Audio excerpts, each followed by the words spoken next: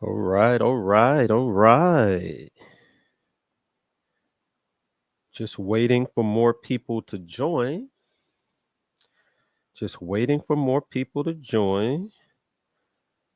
I'm going to go ahead and share this video to all of my rooms.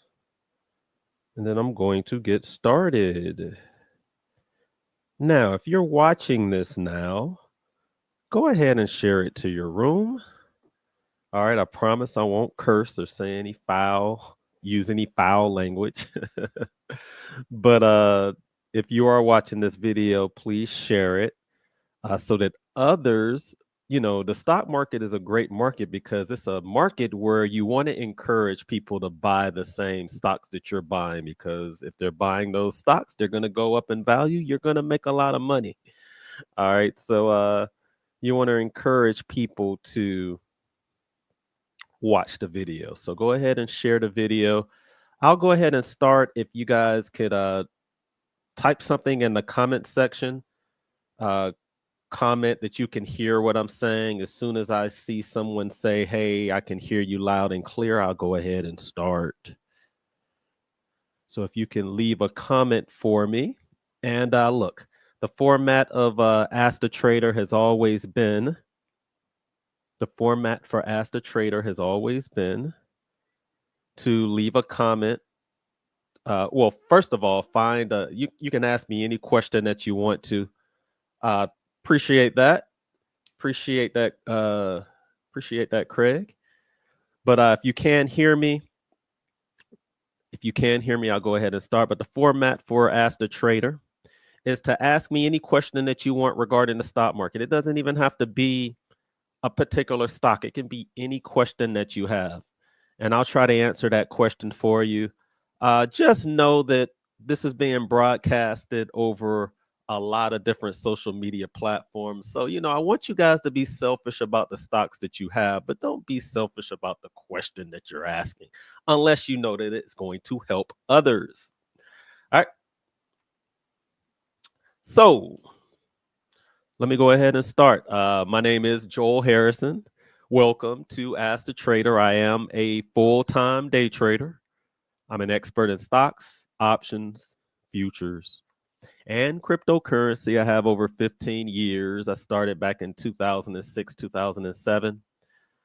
Over 15 years and over 30,000 hours of trading and investing experience. And anything that we talk about today are the opinions. They are the opinions of Joel Harrison. Uh, I created my business, What Would Joe Do, so that you guys can do this on your own. All right. Please do not try to hire me to manage the funds, your $1 million or $1 billion fund. All right. I manage my own funds. I manage my own family funds, and I do a very good job doing it, and I make a very good income doing it. So, no, I am not working for anyone. All right. But what I will do is I will help you create your own $1 million business. All right. By watching these particular videos. So it is a snowy day down here in Atlanta, Georgia. It's rare for us to receive an inch or 2 inch of snow. And I think we have about 3 inches of snow this morning. So anybody that's out there struggling, I feel for you. Atlanta, we only see snow like this every 2 years. So my animals have been going crazy. We let them out in the snow this morning. It was pretty cool. I also know that there's destruction happening across the world. There's been earthquakes this week where people were dying. There's horrific fires out in LA. So I feel for the people and the traders that are on this call that are living out that way. Prayers are going out to you and your family. So there is a lot of things that are happening in the market, and the result of all of this information that's going on in the market or the economy, you're going to see it result in the stock market. Being in the stock market, you're going to see that everything is interrelated, right? If there's a crisis happening, normally you'll see short-term crisis in the stock market. So a lot of you that entered this year and you're like, I'm going to buy my first stock, and it's probably down 5 or 10% already. this is just what happens. All right. Usually it's short term. That's why I teach you guys to watch the volatility index. But in time, you got to figure out if you're investing or if you're trading. So again, I'm waiting for more people to join. If you want to do a one-on-one consultation with me, you can go to calendly.com/whatwould Joel do. Book a consultation with me. You can ask me any question just like we're doing here, but it will be one-on-one. And the meetings are confidential, and you will have 30 days access to those particular videos. So take advantage of it. You can learn anything you want about the stock market. If you want to learn how to trade options, why take a $20,000 class when you can come do a consultation with me and learn it for 50? I know. I mean, you guys are here to learn how to buy low and sell high. All right. So I'm teaching you guys how to buy low and sell high by offering you guys these really, really inexpensive products. And this is how I give back to you guys. And this is also how I stay connected to what's going on in the market. But that's calendly.com/whatwould Joel do. I also have an app that I developed for you guys. On that particular app, you can learn how to trade. I mean, you can learn stocks, options, futures, and cryptocurrency through my videos if you are a subscriber. You're also going to get access to my portfolio, the things that I'm buying. When I'm buying something and I'm selling something, yes, I spend a lot of time in the insider trading room, and I'll talk about that later. But my ultimate members always get the email or the alert first when I'm buying or when I'm selling something. Swing trade rise. And then when I'm day trading, every now and then I will also put a list of stocks that I'm buying and selling. Now, recently I haven't been as active as I normally have been active, but I am still swing trading frequently, and I'm constantly investing in the market.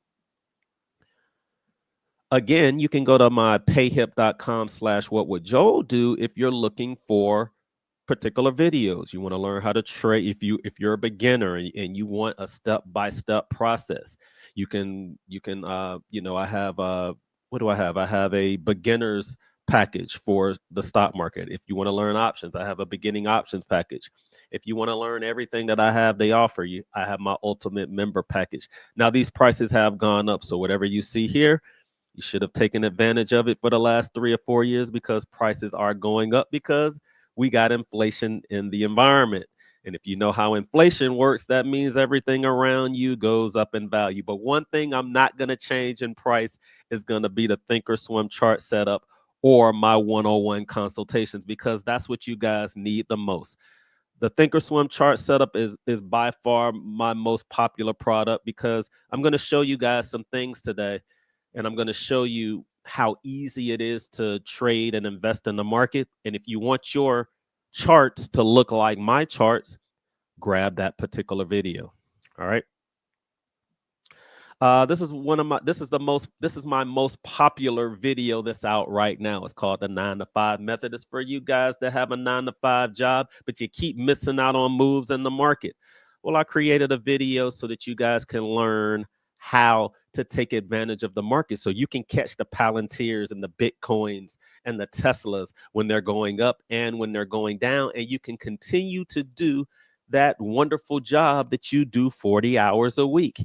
All right, so I created this video for that busy individual so that they can take advantage of the market. I also created a GPT. How many traders do you know with their own GPT? I have my own app. I have my own page where you guys can buy videos, and I also have my own GPT. With that GPT, if you do have a subscription with ChatGPT, search for Ask Joel GPT. And my GPT specifically has my tools that you're going to see me using today. So if you have any stock market questions, if you want my GPT to analyze a position that you have depending on the time frame, just go there. You're going to be surprised. You can just type in the stock. It'll ask you, is this short term or long term? If it's long term, it'll use the same tools that I'm using and give you an analysis on what it thinks you can do by taking all the information in the world that it has at its fingertips and spitting out information. So take advantage of it. Couple of places that you can go to find a lot of my free content. That's going to be the Insider Trading Room, which is by far my largest platform that I share with other individuals. So, you know, when you go into that particular room, there's over 30,000 members right now. You can rub elbows with other traders that are just like yourself. We're always talking about the market and what's hot and what's not.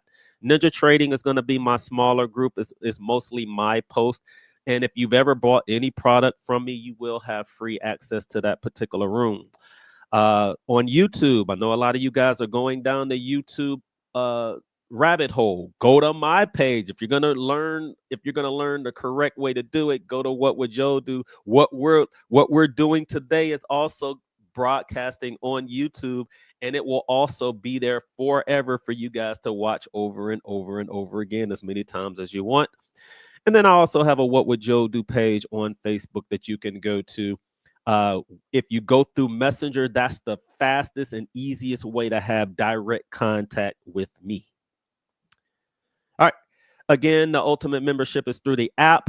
If you want to go the cheap route and you want to be able to look at some of they are older videos, but it's still the same content. You'll have access to 8 videos. But you will also have access to my alert system. That's going to be through the App Store and through the Google Play Store. And whoo, I got that out of the way in 13 minutes. So let's get started. Investing and trading is easy, but you guys make it hard. Investing and trading is easy, and you make it hard. You make it hard because you make this investing and trading thing complicated. Even the best traders that are out there, when they come to me, they're like, oh my God, Joel, I thought I was advanced because I thought advanced means that I know everything. And that's not how the stock market works. The stock market is not about how much information you know, down to the details. Investing and trading has nothing to do with that. It's following trends, it's making money in those trends, and it's knowing when to get out of those trends. And you're not going to be in the room with those billionaires when they're buying up the market, but you're going to learn how to follow the money. If you learn how to follow the money and know when the money is pouring in and when the more money is pouring out, investing and trading is going to be very, very easy to you. All right. And I've been saying this over and over again. I've been a trader and investor just like you guys, but look, I was a biology major in school. That means I'm a scientist at heart, and I'm a know-it-all, right? So I went out there and I learned all the indicators that are out there. I literally started at A and went all the way to Z. All right, so there is no indicator that I haven't seen. All right, there is no chart that I haven't seen. There is no strategy that I haven't seen. And what did I come to the conclusion after all of this research over all of these years is that it's a bunch of trash. It's just out there just to boggle your mind. The market's either going to go up or down. And you got to figure out what the trend is, and you got to figure out what your strategy is. And that's the hardest part of investing and trading. That's why you got to talk to a person like me that's done any and everything to kind of say, what you're trying to do is not realistic. This is probably the route that you probably want to go. Or, hey, you're looking at the wrong chart for the strategy that you're trying to implement, which is why I always talk about investing versus trading. How many people that you come into contact with that says, whoa, okay, you got Apple. Are you investing in it or trading in it? Just by me saying that literally changes people's minds. They're like, well, I just want to make money in it, Joel. All right. Are you investing in it or are you trading? Because it's 2 different strategies. And they're like, oh my God, nobody has ever said that to me, Joel. I've never learned that on YouTube. And I've been on YouTube for hours and hours and hours, and not a single individual said, are you investing and are you trading? Right? Because they're just trying to make money off of you. And I'm not going to rant about all of these fakes that are on YouTube making money in this lucrative market on individuals like you that don't know. That's why I do these free sessions every week. Joel, why are you giving out all of your information and all of your secrets? Because I make money through investing and trading. So if I give y'all the secrets, it doesn't matter to me. The only people that get mad at me are the people that make money off of the classes and the education. Joel, quit giving out all the information. I'm not making a bunch of money anymore. So make money through investing and trading. And you don't have to worry about sharing with people how to do things. All right. So that's why I do this. All right. What would Joel do method is not to glorify me. It's so that you can go through a step-by-step process and understand how to view the market where investing and trading becomes easy and not hard anymore. All right. So we got enough people on. I'm going to try to get to every single solitary person's question, and I'm not going to charge you a single dime. But you could share the video, right? You could share the video. All right. I get like thousands and thousands of people to watch the video, and I get like 2 or 3 shares. All right. So share the video. That's the least that you can do. All right. So let's get to you guys' stocks. All right. Before we even look at everything, I want you to keep these questions in your mind, right? What, when, where, why, how. That's how you're able to treat this like a business. If you want to treat this like a business, if you want to make money in the stock market, you got to be able to answer these questions. Most of you guys, when you come to me, you only got about 2 of them. And that's why you lose money in the market. All right. What are you trading? When are you trading it? Where are you trading it? Why are you trading it? And what is your dang strategy? All right. If you can't answer these questions, that's probably why you're struggling as a trader and investor. All right. So let me look at some of these questions over here. And let's go ahead and get started. So let me go ahead and pull up my charts. Bam. And I'm going to introduce the moving averages today, right? So before we even get started, let's look at the S&P 500. So the S&P 500 is the 500 largest companies on the planet. You guys are pretty much looking at the economy. Well, the economy hit an all-time high on December the 6th. Okay. December the 6th, right here. You guys are looking at the Thinkorswim charts. All right. So I know I always tell people if you have more than 2 indicators on your charts, you're probably losing money. Well, we're just looking at moving averages today. So everything that you see on the screen is a moving average. This is the 20-day, 50-day, 100-day, and then you got your 200-day that we always talk about down here. Well, this is the S&P 500. So I'm not going to charge you guys $5,000 to learn what the 20-day moving average is. I know a lot. I see a lot of people out there that are like, learn about this particular moving average that no one else is using. Like everybody's using the 20-day. Like I don't have to charge you guys to teach you how to use the 20-day.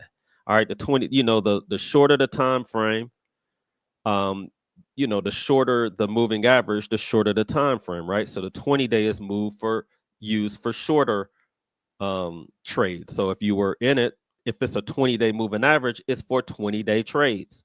All right. If I'm in a 50-day moving average, I'm looking at it for 50-day trades, 100-day trades, 200-day trades. Very, very simple. So if you want to be in something short term, you probably want to look at the 20-day moving average. All right. With the 20-day moving average, as you can see, a lot of people, every time you bounce on it, and as you can see, as long as it's angled up, it's bullish. Well, we hit an all-time high. We went below the 20-day, and then we went down to the 50-day. Okay. So you started hearing a lot of people talk about the 50-day moving average on TV. Certain stocks hit the 50-day. The S&P hit the 50-day. But as you can see, when it hit the 50-day, it sat here for a while. Right? These are days. So that's day 1. That was what, December the 18th. This was before Christmas. And it sat there for 1 day, 2 days, 3 days, 4 days, 5 days, 6 days, 7 days, 8 days, 9 days, 10, 11, 12, 13, 14. For 2 weeks, we sat at the 50-day moving average. And during that time, the 20-day moving average started to go down. So this is not good right here. Right? Anytime you start seeing huge moving averages cross, if you've learned the 513 crossover strategy, and now you guys are understanding the methods to my madness. I throw out the 200-day. Y'all learn that. I teach y'all the 513. You learn that, right? I introduce the 9 to 5 method. You guys learn that. Now you guys are learning how to put all of this stuff together. All right. Now you're starting to see these moving averages cross each other. So anytime you get any moving averages to cross, that's not good, especially if it's to the downside. So you have some bearish movement in the S&P 500. Now we did just get down to the 100-day moving average. Usually a lot of investors or short-term traders, this is a great buying opportunity for them. Normally when we get about to the 100-day, the volatility index is usually around 20. Anytime we get down to this 200-day moving average, usually the volatility is around 30. Okay. We see 30 about once or twice a year. We see 20 a lot. We see 20 like maybe once every 60 days. All right. So if y'all don't understand what I'm talking about the volatility index. All right. The volatility index right now is starting to creep up. That means people are starting to fear the market. Now, remember, anytime you have fires that are going on in places like California, anytime you see winter storms like what's happening right now, you're going to see the market start to fear. Yeah, I mean, you're going to get fear in the market. You couple that with the new administration that's coming in with Trump, not really knowing what his policies are going to be yet.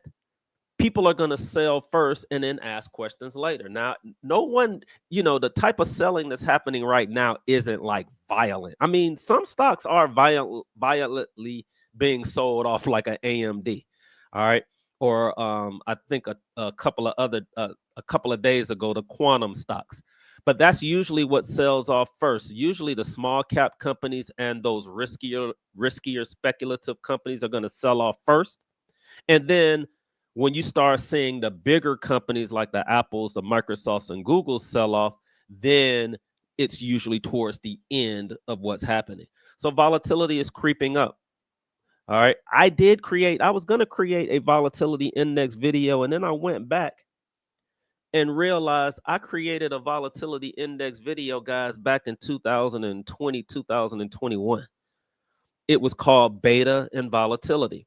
So a lot of you guys were hip to it. It's my fault because I didn't really market the video that much, but I've already created a video that shows the volatility index. All right. So go ahead and cop that video if you can. If you're an Ultimate member, go and watch that video. But it's going to talk about the VIX and all the different levels. I talk about the VIX in every single solitary video that I create.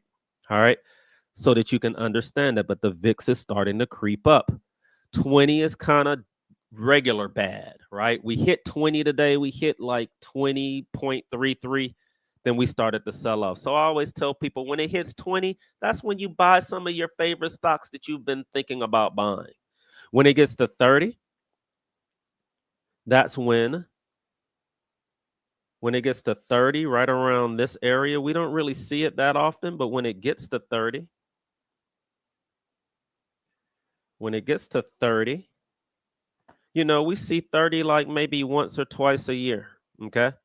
And then when it gets to 50, in the last 20 years, the VIX rose to 50 only 8 times.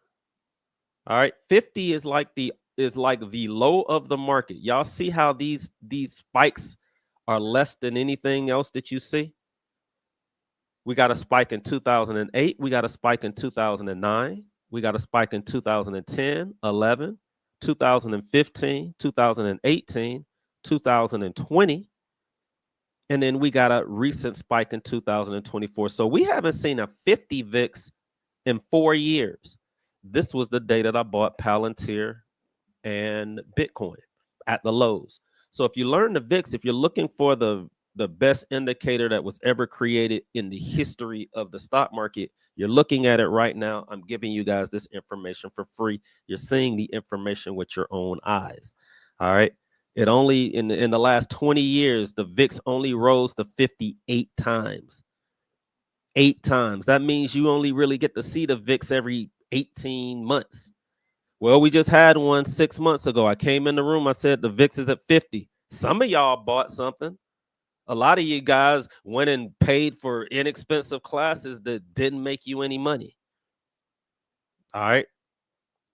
And then I show my receipts 30, 60 days later, and you're wondering, Joe, how are you able to catch the bottom? Because you guys are looking at the wrong thing. Investing and trading is easy when you know what to look for. VIX hit 50. I could have bought any stock on the planet. I know the exact day it happened. It was August the 6th. On August the 6th, go on your chart, look for your favorite stock, and see where that stock was on that day. In March of 2020, pick your favorite stock and go find that stock in March of 2020 and see where that stock was that day. It was the low of the market. Okay. If you want to see generational buys, go back to 2008 and 2009 when the real estate market crashed and see where stocks were at that time, and then look at where they are now. And then you're gonna almost throw up, because you're gonna say, but Joel, why doesn't anybody know about this? Right? I don't know. I've been teaching the VIX for over a decade. Maybe you're not supposed to know. Maybe you're supposed to go this way and that way and listen to people that don't show y'all receipts. But I try to do the opposite. All right. Maybe it's because my stuff is inexpensive.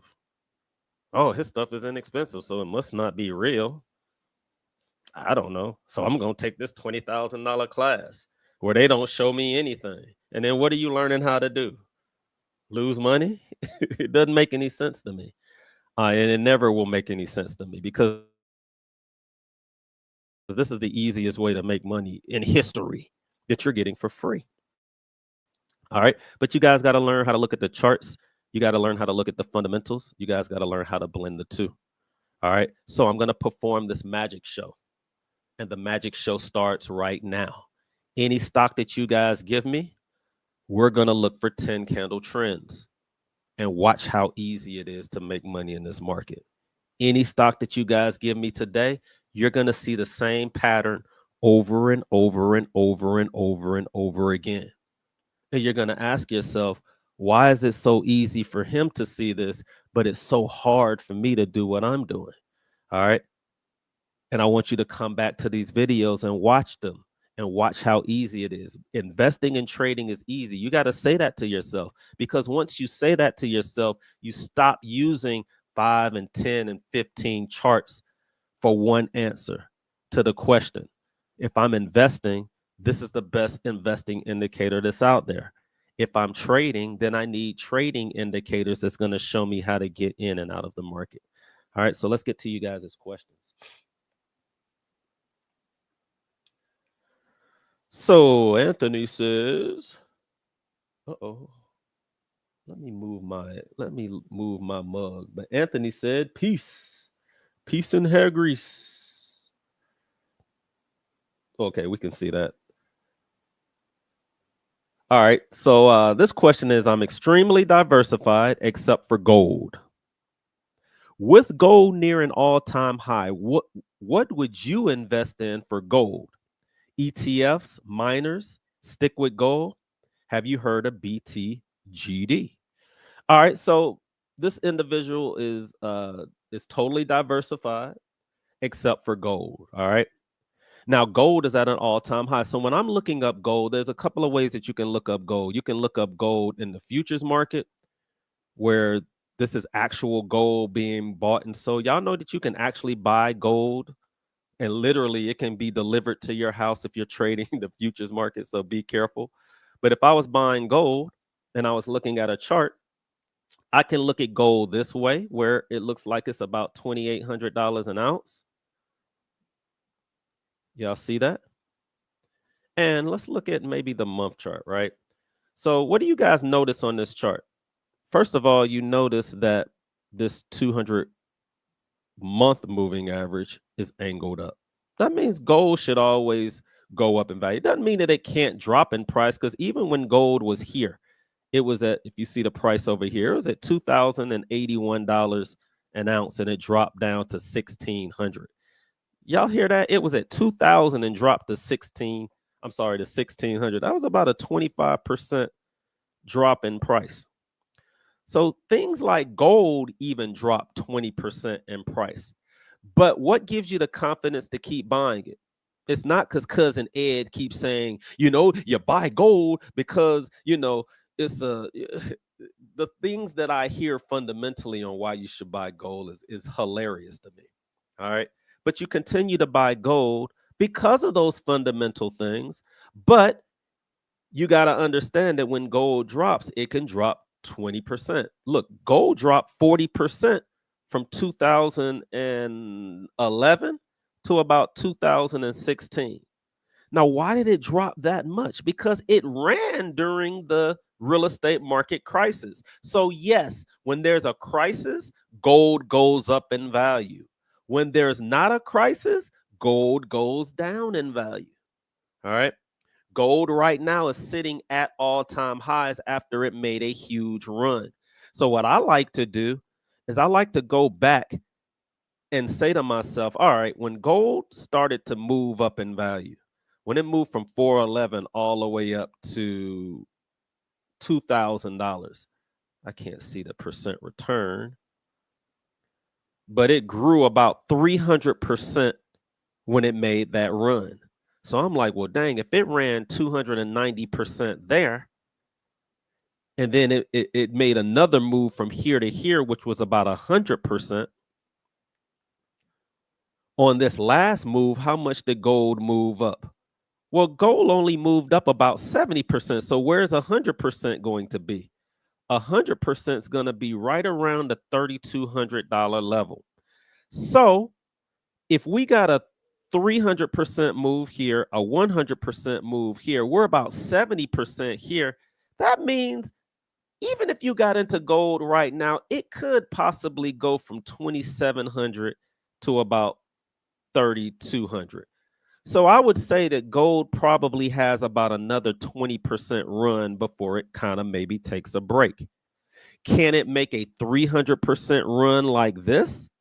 Well, what was going on at this time? At this particular time, it was the real estate market crisis, a crisis that we hadn't seen in our whole lifetime since 1929. And gold ran 300%. So are we in an environment like that right now? No.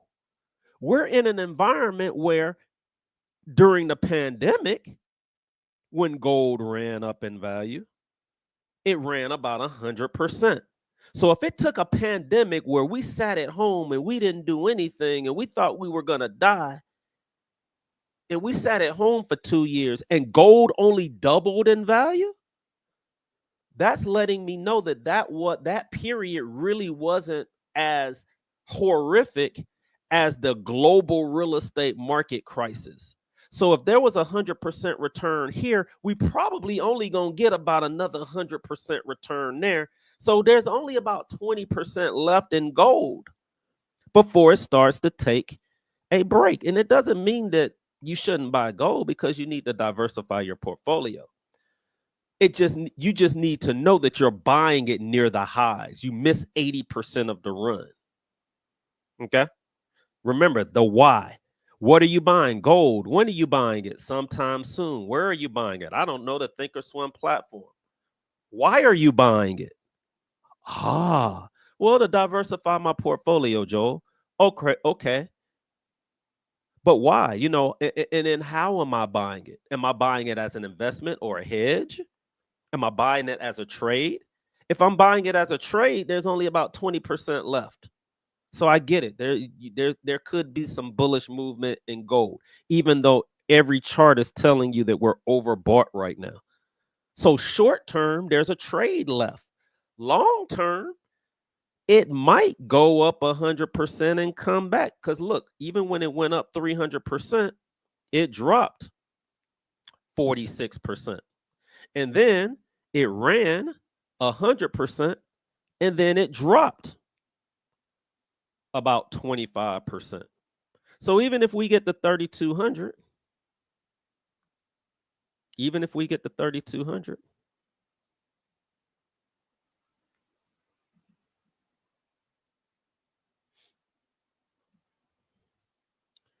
even if gold gets to 3,200, right, or 3,300, and it drops 20%, we can kind of predict where we think it's going to go to, right around maybe $2,600. So even if you buy it here for 2,700, it possibly can go up 20 or 30%. Then it will drop maybe back down to about 2,600 before it goes to 5,200. Okay. And it might sit there for a year or two. All right. So I kind of want to try to predict what I think it can happen. Now, if a global crisis comes in and you really believe that this is when the market's about to turn around and there's going to be a global crisis, then gold can run straight to 5,200. Because remember, during the real estate market crash, it grew 300%. So if it's only up 100%, 70% now, there's a lot of room for it to run to the upside. So, by keeping it as a hedge in your portfolio, I can look at the upside and I can look at the downside. It looks like the downside could be maybe right around the price that we're in right now. So would I buy gold in my portfolio? Definitely. What's going to give me the confidence to buy it? Well, the 200 moving average is angled up. The 200 week moving average is angled up. But short term is telling me there might be some selling, which is what you're seeing right now, which is why I taught you guys the 513 moving average. All right. Now, there's other things that you can use to buy gold. You can use the GLD. All right. The GLD is also backed by gold. It's an ETF that you can look at. It's been so long that I looked at the GLD. The all-time high has changed. So now the all-time highs is 257.71. Okay. But it looks like there's some short-term selling. Okay. Look, this is all red. Okay. Doesn't mean that gold can't go to $320 or $3,200, but it's had a nice little run. 70%. It didn't quite get to that 100% that we were looking for from the lows, but it's doing okay. All right. If you were looking for the miners, I like to buy the GDX. Okay. This is the VanEck Gold Miners ETF. A lot of people like buying the miners because the miners are going to give you a little bit more bang for your buck. But just like anything, the miners usually start moving before the actual asset, right? I don't know why it's always been that. A lot of people that buy commodities, or if they're buying gold or silver, they look at the miners first. And if you notice, the miners started the 513 cross went off, and these are weeks. So 1, 2, 3, 4, 5, 6, 7, 8, 9, 10 weeks ago, the miners told you to get out of gold, at least short term. And that happened way back on November the 4th, right after the election. Okay. The week of the election, that's when the GDX started to go down. All right. And then gold didn't really start going down until that was November the 4th. We didn't really get a 513 cross here until 30 days later. Now, there was a big move. Actually, that's November 4th. The biggest move came a week after, but then gold went sideways, but we really didn't get a 513 crossover till 30 days later. All right.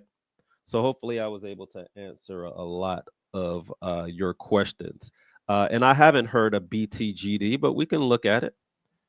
And let's say I didn't know what BTGD was, right?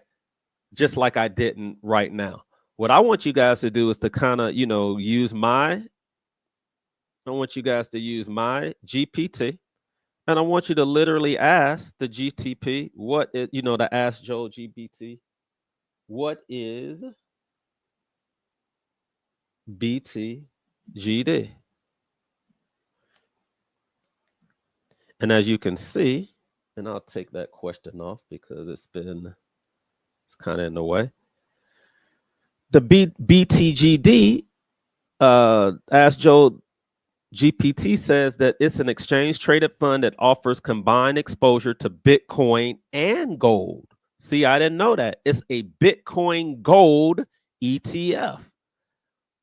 Everybody can learn something, even an old dog can learn new tricks.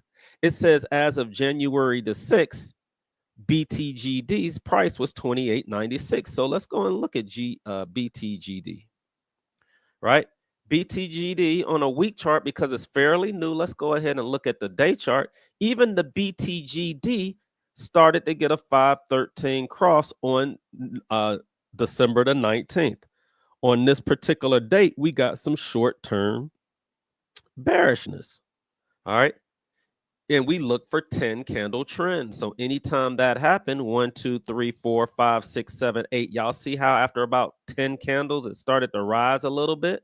And now it looks like, well, BTGD had a neutral week, but it looks like it's a little bearish. Now, don't go out there and decide to short, but because we've already had the 10 candle trend to the downside, it might go sideways. But if we get 1 or 2 down days on this particular ETF, it can really, really, really, really drop in price. All right, so be careful. All right. Thank you for that. Next question. SoFi day chart and week chart for an investment. See, you guys are learning. You guys are learning what to look for. So SoFi, guys, is it's a bank, and it's a fintech bank. So fintech just means finance companies that have some technology built into it. Your old banks aren't fintechs. Your Bank of Americas, your Wells Fargos, they're not fintech companies. But SoFi is one of your newer ones, right? So you said SoFi on the day chart and the week chart. All right, so on the day chart, what do we notice? The bias is up. Short term, but look at what's happening. On the day chart, we got a 513 crossover, but check this out. Has it been more than 10 days? 1, 2, 3, 4, 5, 6, 7, 8, 9, 10, 11, 12. It's been about 14 days that it's been falling in price. All right. So I wouldn't say buy it right now because I don't like catching falling knives. If you're trading this, guys, the trend is your friend until it ends. I know y'all see this as the trend, and it's not. This is the bias. This is not the trend. This is the bias. This is the trend. This is a trend on a bullish stock. This is a trend on a bullish stock. Trend. This is just an uptrend. This is a downtrend on a bullish stock. So, it's definitely a company I want to invest in, but short term, it looks like it wants to come down in price. It has been selling off for about 15 days. So that selling period should be coming to an end soon. Okay. There is also a head and shoulders pattern that I see right here. All right. If it gets down here to this 200-day moving average, it will be the best buying period for a bullish stock. So this stock has room to drop all the way down to the $10 level. Even if it comes down in price and goes up for 3 days, even if it looks like this.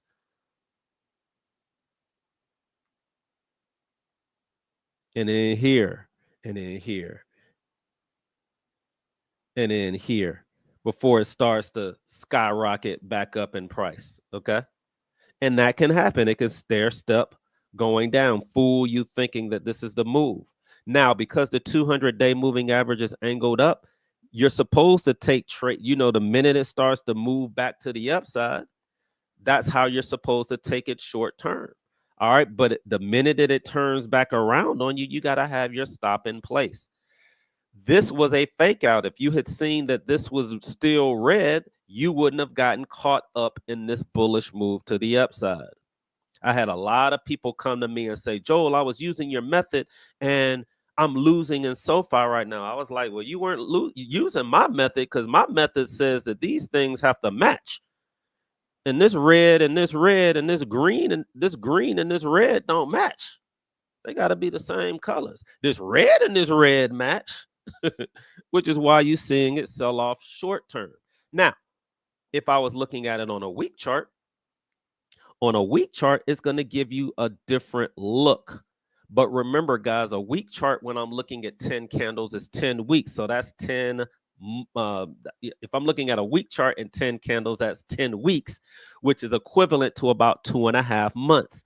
Well, guys, why would I be buying so far to the upside if I notice here the trend was 5, 10, 15? You didn't have a 20-day, 20-week trend to the upside. Now, remember, there's 10 candle trends no matter what chart you're looking at on average for any asset that you're looking at. This bad boy was up for 20. At some point, it was going to come down in price. So you got to understand this. So yes, is this a great investment? Is something that I want to be in long term? Yeah. But stocks they stair step up. It coming down right now is not a surprise to me. If a stock ran for 20 weeks, I mean, yeah, this stock ran for 20 weeks in a row, and it's only been down for the last 15 days. So that just means that you got into this late. You don't understand when you're getting in on the trend, which is why I created the 513 crossover video and the 9 to 5 video, so that you guys wouldn't get caught up like that. All right. So if you haven't copped those particular videos, then go ahead and do it. All right. Let's look at Palantir. Palantir was loved by all. Let me see if I can change my look. I think there's a way for me to hold up. Oh, okay. I am down there, so it just changes. All right. Let me put that back up. So I'm doing the right thing. Uh-oh. Bear with me. All right. Palantir, long term. All right. So the definition of long term, guys, is 12 months or longer. All right. I know a lot of you guys are in options, and 6 months or 3 weeks in that option feels like an eternity. But the definition of long term is 12 months or longer. So if I was looking at Palantir, and this is one of the companies that I got you guys in early, and I got you guys in it on August the 5th when we had this move right here. Y'all see that move right there? That's clear on your chart. August the 5th. Y'all see this move right here on August the 5th? You don't see any type of move like that anywhere on your chart, but you see it on August the 5th. Well, what happened on August the 5th? Let me show you what happened on August the 5th.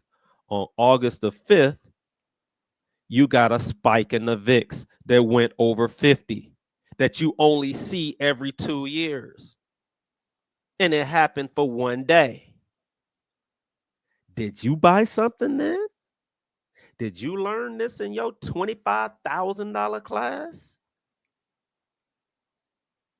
It's right here for you to see with your own eyes. The magic show. Don't matter what stock we look at. All right. So on Palantir on that day, I bought a whole bunch of Bitcoin and I bought a whole bunch of Palantir. So you want to see how much money I made? Well, on that day when the VIX hit 50 and I was able to buy Palantir, let's say I bought Palantir at the highest price possible. That would have been $30. Well, we're sitting at $76 right now. So I could have made a 100% return easily. If I was in the options world, I would have made a fortune. Okay. It ran from this low all the way. And here's the crazy thing about it. Palantir started to run before August the 5th. So if I was looking at a week chart, and these are weeks, if I was looking at the week chart, you'll notice that Palantir, there was a cross. That was February. Let me go back to August. Right before that volatility index spike, you could have gotten into Palantir right around here because it was red, and it started to go about green right here. So you still could have caught it for $25 using the 513 crossover strategy. But then, cats like me just have to brag and get it at the best price possible. I caught it somewhere around 23. Okay.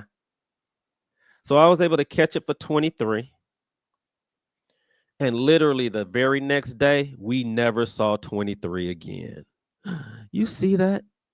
Do you think on this particular day, guys, they just all of a sudden got a whole bunch of government contracts and made a whole bunch of money that day? How come everybody knew to buy it that day? Because 10% of the world owns 90% of it. I'm a 1%er. I'm going to be there the day to buy everything on sale at the best price ever because I know what to look for. And I'm trying to give y'all these secrets for free. But a lot of you guys buying it now. Now I'm buying it way down here. Y'all buying it way up here.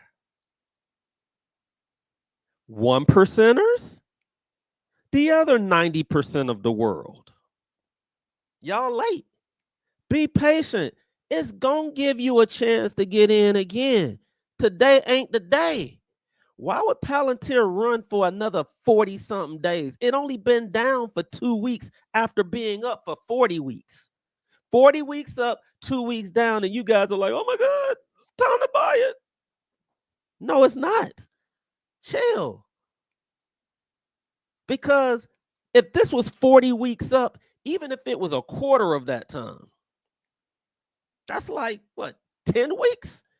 You probably got 2 months, 60 to 90 days where Palantir is probably going to drop in price.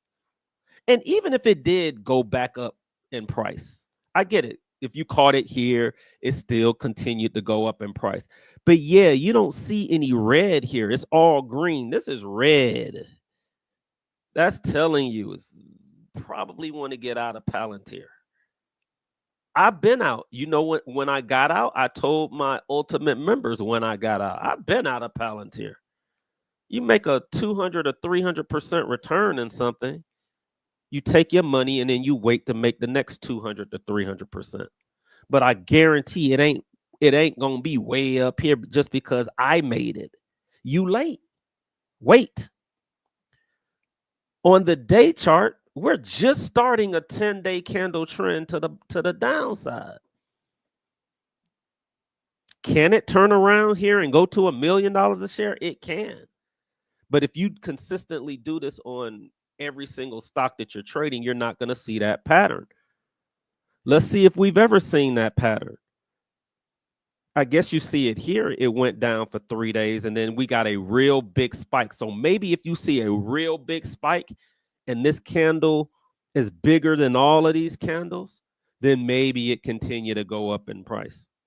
But you need a big catalyst to make that happen. Because when you go back and you look at the chart, what is the charts telling you? Bump what Joel is saying. What is my chart telling me? It's telling me if I was just using statistics and just using my eyes, when it went down for at least 3 days. It went down here for 3, 6, 7, 8, 9 days. It went down here for 3, 6, 7, 8, 9 days. It went down here 1, 2, 3, 4, 5, 6, 7, 8, 9. Now, remember what I was telling y'all, 10 candle trends? How come 9 is that number? 9, 9, 9. Because what did I tell you guys? This is a magic show. You're going to see the same patterns throughout all of this stuff. It's like you just took the red and the blue pill. You finally took the other pill and you're seeing the market for what it actually is. Y'all just didn't know how to approach it. And that's where I come into play. And it's not no fancy things that nobody has ever heard of. I literally am teaching you guys the fundamental basics of the market. It's like learning how to dribble, learning how to swim, learning the proper way and the mechanics of swimming. Not being an Olympic swimmer, just learning how to swim. A lot of you guys don't even know how to invest and trade. And I sound this way and I sound irritated because so many of us need financial stability, but we're not getting the education that we need to have that financial stability. So I get irritated because I know what you're capable of doing. I know what you can accomplish if you just take the right steps of doing it and not taking the lazy route, paying a fortune for stuff and then not even using it, thinking that if I pay so much for it, then I don't have to put in the work. Put in the work. And it will pay off for you. I promise you it will. But buying it way up here because you heard Joel made a 200% return, who bought it way back here with the other 1%ers on a move that only happens every 18 months? You're fooling yourself if you think you can be as good as I am just because I made the 200%. I put in the work. Now you put in the work. All you got to do is set an alert. When the VIX hit 50, alert me. It takes 20 seconds to do that. You get an alert on your phone. The VIX is at 50. Okay, go buy your favorite stocks. Bam. Why are y'all taking $50,000 classes to learn how to do that? Makes no sense to me whatsoever. None. All right. Put in the work. Buying it here? No, it's a falling knife. 10 candle trends. That's that's week 3. What are we looking at? A day candle? 10 days. It might pop a little bit. This bad boy might go down for 10 weeks. That looks like a top. And I love Palantir, but I made my money. And anybody that's made money in Palantir, at some point, you got to sell. You got to take that profit at some point. My kids have Palantir. They're never selling. They're never selling until they get 30 or 40 years old because that's their strategy. I taught them to buy companies that can grow and withstand the ups and downs of the market because your accounts ain't big enough where it matters. Now, you sitting on $2 or $3 million worth of Palantir, you might want to sell it up right here because, you know, a 20% move on $1 million account is 200 grand. But if you own one share and it's at $80 and it can possibly drop to 50, why sell? It's $30. Hold it. Buy more. Depends on your strategy. Are you investing or are you trading? All right, cool. Hopefully you guys were able to get that from my rant. All right, Shamika. Shamika says, hey, Joel, what about Snap? Or I know you didn't say Nikola. We ain't talked about Nikola in a minute. So Nikola, which is NKLA, guys, the CEO is actually in jail right now. So, you know, first of all, I ain't buying no company where the CEO was put in jail for fraudulent activity. Hopefully it's the same company we're talking about, right? But let's look at Snap first. All right, so Snap is not doing that well. It's not doing as well as your it's not doing as well as your other companies. But check this out. This is why I think a lot of people should consider buying Snap now. Yes, Snap does. If you're learning the What Would Joel Do method, this is what you don't want to see. You don't want to see a 200-week moving average that's angled down. You want to see a 200-week average that's angled up. Because when it's up, it increases your luck. And then even when it did sell off, it sold down to the 200-week moving average. Now, what I do like about Snap is that it's been basing. So basing means it's been forming a base. Y'all see this? It's been forming a base for almost, this was 2000, this is June of 2022. And I was talking about this with my sons because both of my sons have Snap in their accounts. And they were analyzing their stocks when they were at home. And they were like, Dad, you know, the 200-week is angled down. Like, should we, you know, what do you think about this stock? And Zaire noticed it and he said, well, Dad, it looks like it rises to about 17, but it can never drop lower than about 8. And I was like, you know what? You are wise beyond your years, because if the range is 8 to 17, then if you can stomach a move to the $8 area, then you buy something like Snap, which is only about a, you know, if it loses another $3, well, let's say $4, it can drop 33%.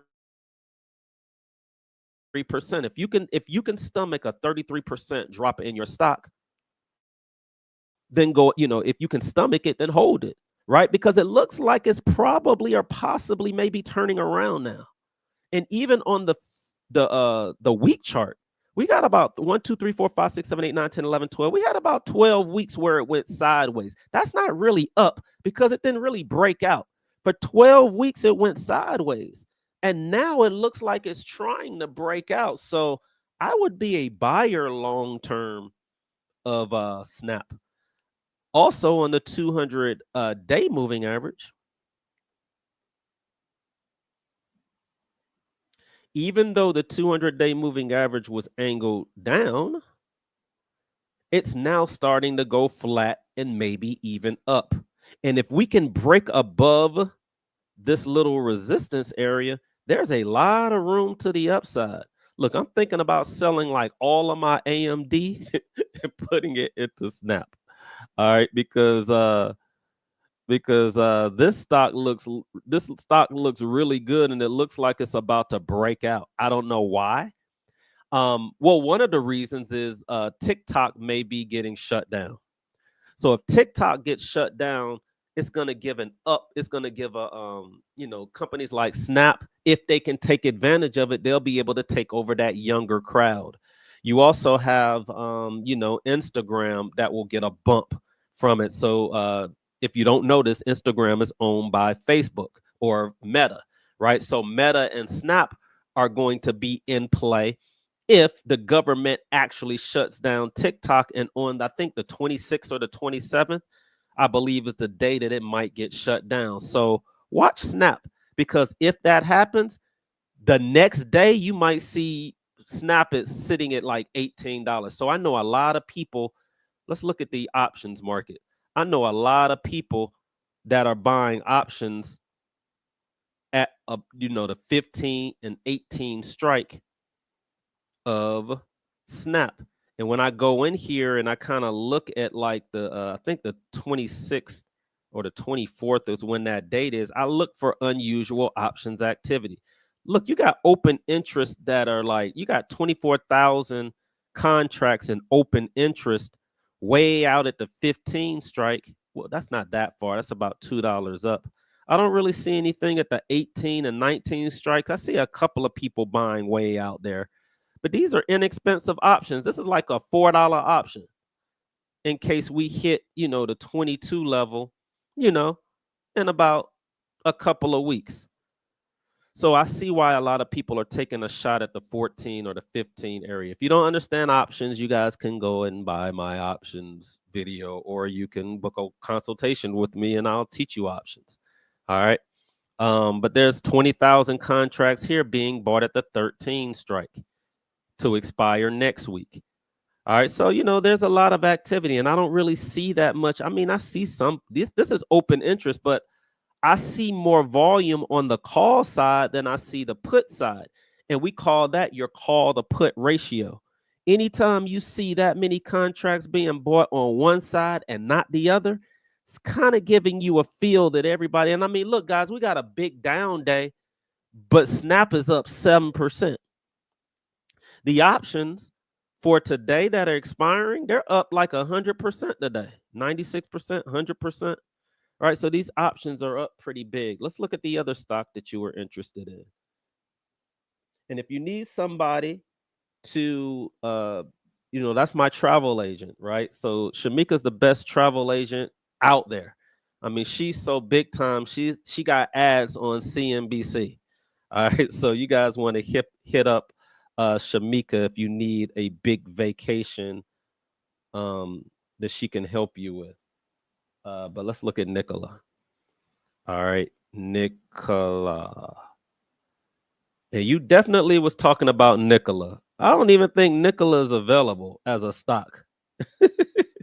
But we'll look at it. But it looks like Nikola's trying to run. But guys, this is a penny stock. Now, I'm not even really supposed to show this stock. I think the market cap is like nothing. All right. So Nikola, I hope it's not the same Nikola. But Nikola in the past was a company that wanted to get into the electric car space. The owner put out fraudulent activity. They actually was pushing the truck down the hill, and it was actually coasting on its own. It didn't even have a motor. And then everybody got whim to the fraudulent activity, and that cat actually went to jail for this particular stock. So that's the history of Nikola, if we're talking about the same one. All right. Freddie said, "This is so good." um, I'm mad. Wait. Oh, I'm made. I've have an interview in an hour and really need to be Freddie needs to be prepping for a video, but he's enjoying these interactive sessions that I have with you guys. So I appreciate that, Mr. Freddie Taylor. All right, Mario said, let's look at CEG. Now, anytime I just see a stock that's printed, I'm just assuming that it's a investment. So CEG should be an energy company. So Constellation Energy. So Constellation Energy is up 25%. So because it's up 25% and there's nothing there, we're going to look at this as a day trade also. Let's say this morning you guys got whim that CEG was up 25%. Now, what a lot of you cats will do is you'll just go buy it because you swear that if you buy it at 9:30, you get ahead of the cats that's going to buy it at 10 o'clock. Because that's just how traders think. Y'all just think y'all going to out trade people like me. So you come into the market, buy an option on it, hoping that it goes up in price. Because if it's up 25%, maybe it'll go to 100%, Joel. It's not how stocks work. Usually if they're up 25, 30, 40% in one day, that's the day that you sell. All right. But you can make money on it as it's going up and down during the day. So anytime I see something like this, I usually go to my little 5-minute chart and we're going to do the same exact thing. Could I have bought this at 9:30 this morning and still made money? Well, the answer is this is what you guys do sometime and you luck up and you make money. And it always surprises me because I'm like, how did you wake up at 9:30 and you were able to do this? Well, if you were using my indicators and you was using the 513 cross, well, the 513 cross did go off at 8:55. And this is a thing also, guys. So a lot of you guys were complaining because y'all are complainers, was complaining about the Ichimoku. And it was a little bit, I wouldn't say advanced, but it, because my thing is all about simplicity and being able to look at your charts and understand what's happening very clearly. The Ichimoku with the cloud going on, it kind of went against my theme, which is keeping it super simple. So instead of using the Ichimoku, we're going to start using the 20-day moving average on everything. All right. So the 20-day moving average is going to be your bias if you're looking at even if you're intraday trading. Now, I will say if you're going to use the Ichimoku, we're going to use the Ichimoku on the 1-hour chart if you guys are looking for 24-hour trades. Okay. Holding something till the next day, Ichimoku is going to help you with the bias. So for now, when you guys see this yellow line, it's not going to be the Ichimoku anymore. It's going to be the 20-day moving average. So using the 513 cross and adding the 20-day, the 20-day is going to give you the bias. The bias is up. The 513 cross went off. We would have known by 9:45 we could take a chance at Constellation Energy. Now, if you don't have the money to buy, let's say you had $300 and you bought Constellation Energy. You ain't really killing the bank, right? Because you would have bought Constellation Energy for $287 and it went up to 306. So you're not really breaking the bank. But let's turn this to a hour chart real quick, or a 30-minute chart, just so I can get the percentage. So let's say you got in at, let's say you got in around 9:45. You bought it for $280. It went to 310. You could have made a little 10. You could have made about 10%. All right. But 10% really doesn't break the bank for a lot of you. If you threw $3,000 at Constellation Energy, just by seeing its vicious move to the upside, that $3,000 would have earned you about $300. But what if you decided to take that $300 and go into the options market. And right around 9:45, you decided to buy an option. Not only did you decide to buy an option, what if you decide to buy the option that everybody and their mama was buying, which is what I teach? Well, you would have gone in here right around 9:33. You would have seen that everybody was buying this 310 strike. You would learn how to take that option, put it on a different chart, and you too could have used about $300. And instead of making a 10% return,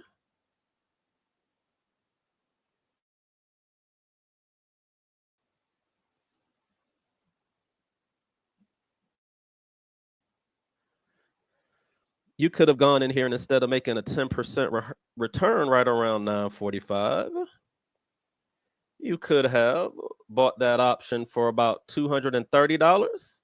And instead of making 10%, you could have made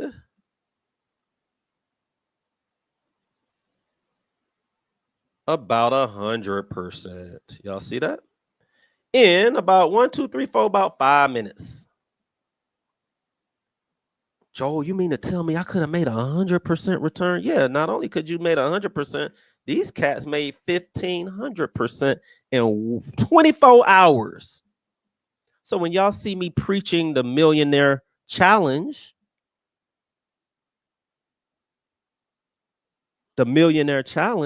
you guys are seeing how these cats are doing it, but y'all don't have a strategy to do it. That's why you got to buy my 60-minute trading video that shows you the strategy so that you can learn how to do what I just showed you. All right. Very simple. All right. Take a hot stock and then you learn how to trade it. Okay. All right. So that's Constellation Energy. Let's look at a different one, AMD. And I mean, even if we were looking at Constellation Energy just off of regular charts, I mean, would I be buying it as a trade way up here? No, unless I'm getting in and out of it the same day. Because even though at 9:30 it was 280, it popped to 310. Oh, now it's at 306. Okay. So yeah, it's sitting at the high, it's sitting near the high still. But why is this happening? This is happening, guys, because Constellation Energy has a blend of, and let's say you don't know. What are we going to do? We're going to go to Ask Joel GPT and ask, why is Constellation Energy popping today? Y'all still using Google search. I'm on to the next thing. All right. We on to GPTs. Y'all still using Google searches. This is taking all the searches that are out there, consolidating it, and making it super simple for you to understand. And then when you go to a GPT that specializes in the stock market, you really get specifics on that particular company. So why is Constellation? Oh, I put every, but it knew what we were talking about. Constellation Energy is popping due to an announcement of a major acquisition. See, I didn't even know that. I was about to sit there and tell y'all Constellation Energy is up because it's snowing outside and they're involved in natural gas. When the actual answer is that there's a major acquisition happening.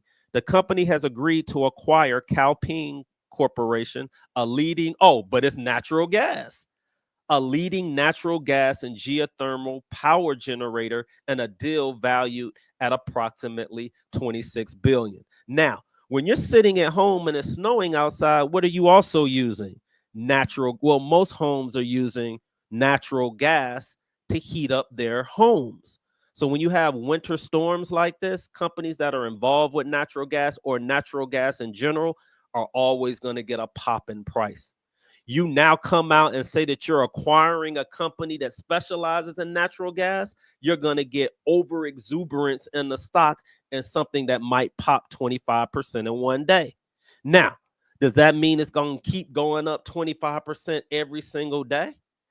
It could if it's the type of stock that can move, but realistically, when we look at the chart, when Constellation does move, when it moved from its lows to its highs, it only moved about 82% there.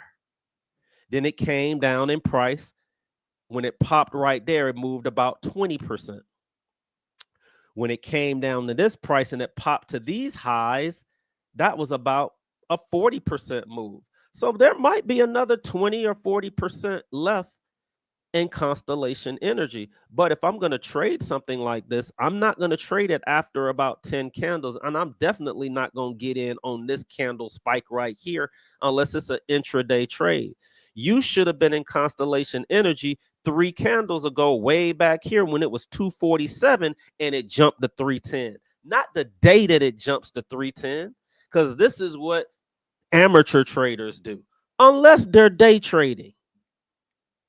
But you swing traders that are buying or like medium term traders that are buying it here because it jumped to, you never want to buy something that jumps 25% in price and you buying up at the highs.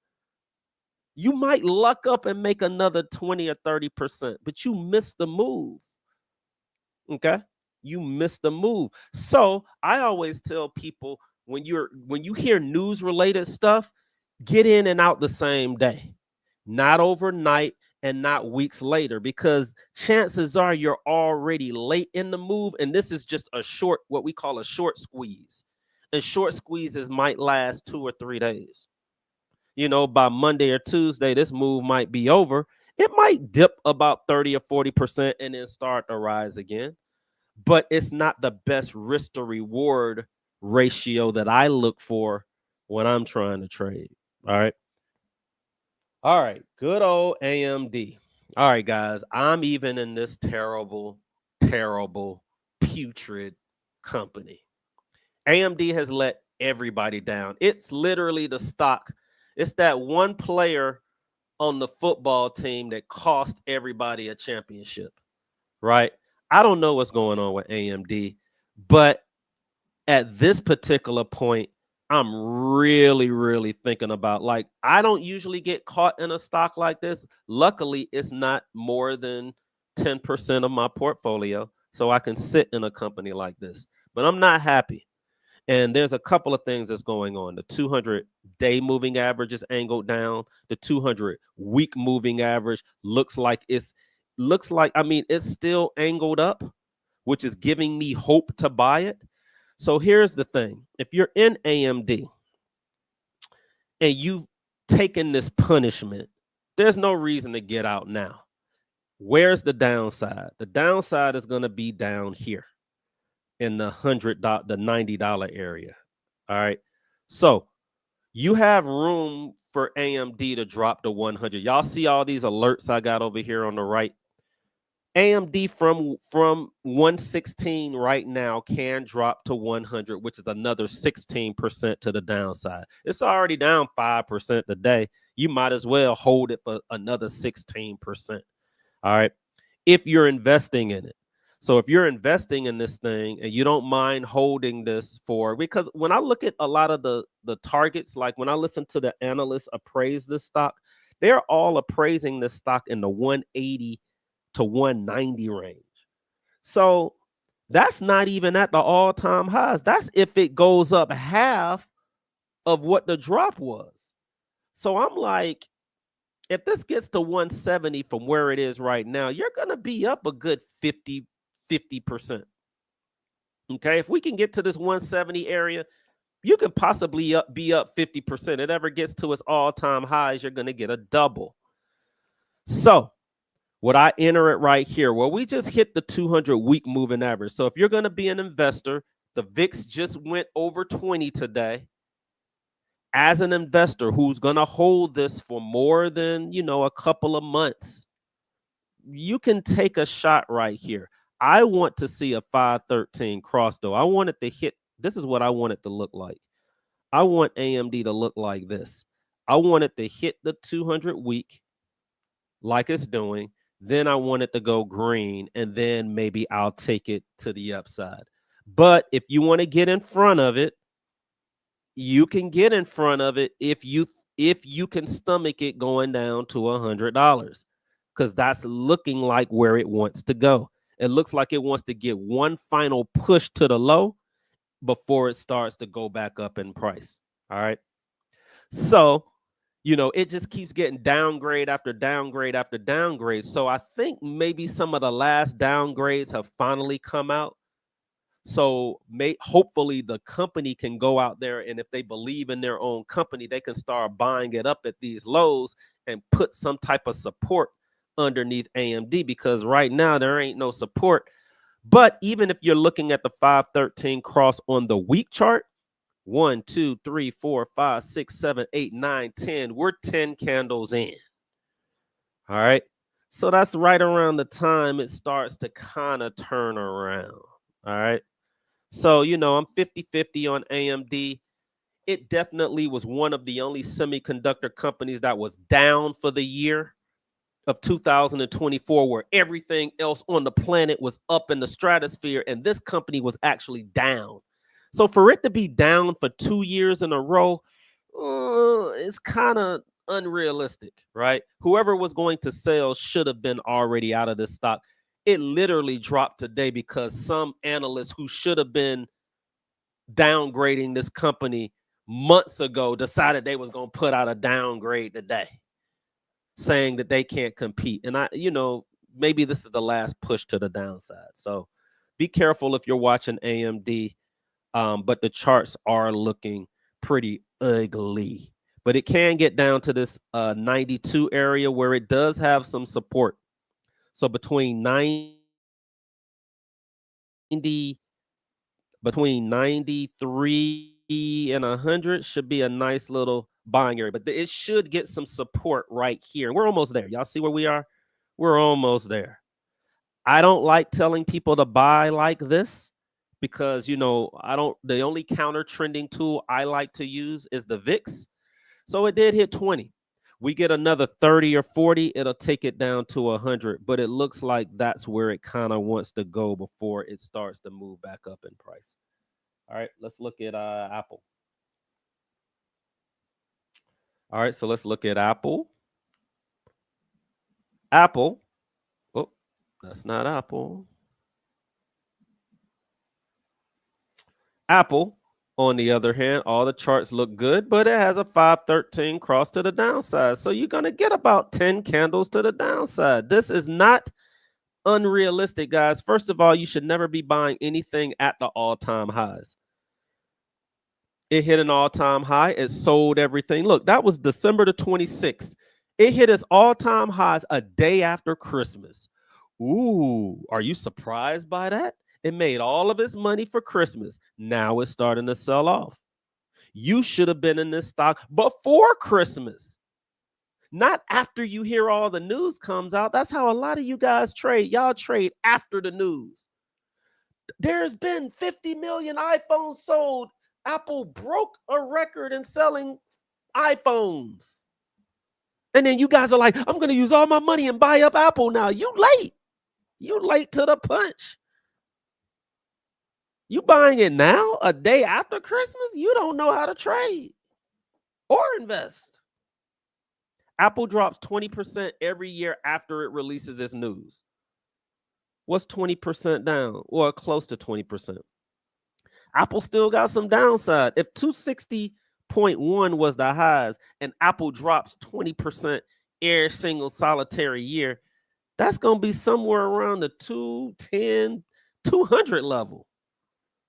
We at 236. Apple still got another 30-something dollars to drop before I would even consider buying this stock again. Y'all late. Watch my videos. I told y'all when to get in. You could have got in. Y'all remember that? Y'all remember that special date, August the 5th? Y'all know when that was? Right here. Only about 2 or 3 of y'all in the room bought that day. Now, I've been teaching y'all the VIX for a decade. About 3 of y'all was like, I bought some today, Joel. I was like, I must be preaching. I must be talking to like animals or something. I keep showing y'all my receipts time and time and time and time and time and time and time again. Joel, it just seems too easy. I don't like easy. I like complicated. I want to be challenged. I want my mind to be challenged. I want to go take a class where I'm challenged on the market and indicators. And I want to be confused and not know what I'm doing and keep paying money over and over again. I don't want to just hear from some video, buy when the VIX gets to 50. That's just too easy. I don't want to make money. I want complication. Okay. That's August the 5th. That was Apple. That was the low. You remember that $200 range I think it's about to go to? That's where you should have been getting in on Apple. This is how you counter trend. You don't counter trend by looking at counter trending indicators. This is the best indicator ever created on the planet, hands down. It's like the Richter scale was the best scale that was ever created to tell you how powerful an earthquake is. This is the best indicator ever created to tell you how powerful a sell-off is. And none of y'all use it. But about three of y'all. Three of yous. Y'all want to buy up here. I heard about the VIX. Joel, I bought your VIX video, but do you think I should buy Apple today? Why? Why you going? Does this look like something you want to buy? And I'm not trying to beat up on David. David just said, look at Apple. David's a wonderful investor and trader. Not beating up on David. All right. I'm beating up on y'all who throwing all your money at Apple. Because you think because Apple sold all these Apple, well, I'm going to get in it today. I'm about to make as much money as Apple. I'm going to be a trillionaire. No, you're not. Not doing that. This is when you should have been in. And check this out. I said August the 5th is where you would have caught the low. All right. Where is August the 5th? August the 5th was the low. You see how this was going down in price and then you had a crescendo event? That's when the VIX went over 50. Everybody who was going to sell sold across the world. And then the market started to slowly go back in value. You should have bought it way up here at like 218, 220, which is what I teach. I teach you either buy it that day, you miss it that day, you should have bought it on this day. 10 candles, 1, 2, 3, 4, 5, 6, 7, 8, 9, 10. That's in the 9 to 5 video. It started to go down a little bit. But remember, whoever sold, sold. And then look at here. You could have even got in late, way back here, November, right before Thanksgiving. And you could have got about a 20-day trend on Apple. Look at this. 1, 2, 3, 4, 5, 6, 7, 8, 9, 10, 11, 12, 13, 14, 15, 16, 17, 18, 19, 20, 22, 23. You got a 25-day move on Apple, and y'all want to buy Apple today after a 25-day move. Does that make any sense? But that's what y'all do. I learned it in the class, Joel, and the teacher told us to just have faith in God and then buy. Well, you need to be God-fearing because God has told me that this is going down. Now, the VIX did hit 20 today. All right, so 20, I tell people they should start buying stocks that they might not have been able to get into. So if you're buying Apple long-term for your kid, I rent for entertainment. You can buy it for $230 if they don't mind it dropping to $200. And that's how you decide if you want to buy something or not. You got to look at the downside and say, can I stomach this if it drops to this price? And what is my plan when it gets to that price? I should buy more if I love it. If you loved it at 230, you really should love it at 200. But Joel, if it goes to 200, doesn't it mean that there's something wrong with Apple? Yeah, Apple's going to zero now. Listen to yourself. Do you really believe Apple going to zero? But things only go down when there's something wrong with it, right? No, things go down when people like Joel have made what was this percent right here? If I got a 25-day move in price and I'm a trader and I'm up 35% and Apple averages only 20% moves a year and you just got 35% in 1 month, Why are you not selling as a trader? Because you don't know how to trade. That's why. Now, as an investor, none of that matters. As a trader, ain't no trader should be buying this to the upside unless you use the volatility index as your strategy and you hit 20 and you said, Joel, I'm going to take a chance on counter trending. So I'm going 30, 60 days out. I get that. If you come to me and you explain it to me that way, then I kind of get it. Just going off feel? Oh, I just feel like this is a good time. All right. I see y'all do it all the time. All right. The month chart is telling you that Apple, you continue to buy this long term. But look at where we are. Look at how high we are. Well, I'm gonna buy it way up here at the mountaintop. Let it come in some. When it comes in, these are month charts, guys. That's 1 month, 2, 3, 4, 5, 6, 7, 8, 9, 10. There was a period where Apple dropped for 12 months. Then it dropped for 1, 2, 3, 4, 5, 6, 7, 8, 9, another 10 months. What does this look like Apple want to do? It look like Apple want to come down for about 10 months. Looks like it wants to maybe come down to about here and then maybe start to go back up because that's what the chart shows you. Look, it's stair stepping. Looks like it wants to come in a little bit before it goes up. It just got a monstrous move. I know it's the largest company on the planet. I get it. I get it. I get it. I own it. All right, but I've shed a lot of my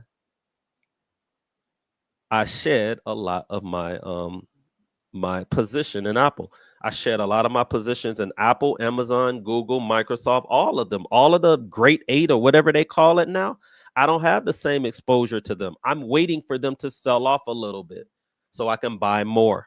I held on to a lot of my I would say my small cap companies, my mid cap companies. All right. I appreciate that, David. All right. John said, what's your recommendation for setting stops? Well, that's a pretty vague statement, but here's my thing. Traders should all use stops. What's the definition of a trade? Anything that you buy and you sell it within 12 months, you guys should have stops in place. All right.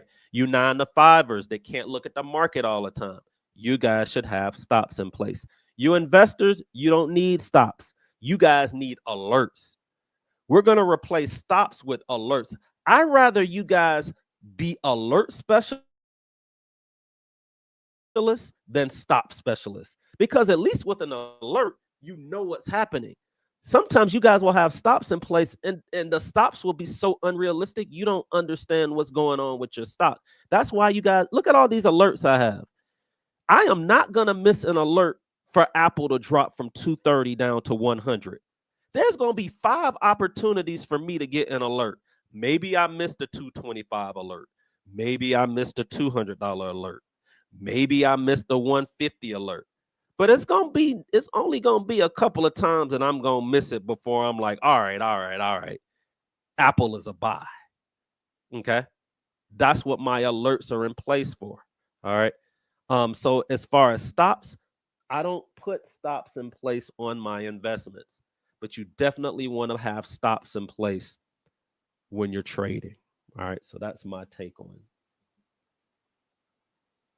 That's a very good question. All right. Tubby Morris says AMD. We already looked at AMD. Andre said, what's happening, player? What's going on, man? All right. Garnell said, I think we already looked at Gevo. Yeah, we looked at Gevo before, right? That's what happens when you get my age. You forget stocks that we've looked at. Oh, I guess we didn't. Could have sworn we looked at Gevo. Guess we didn't.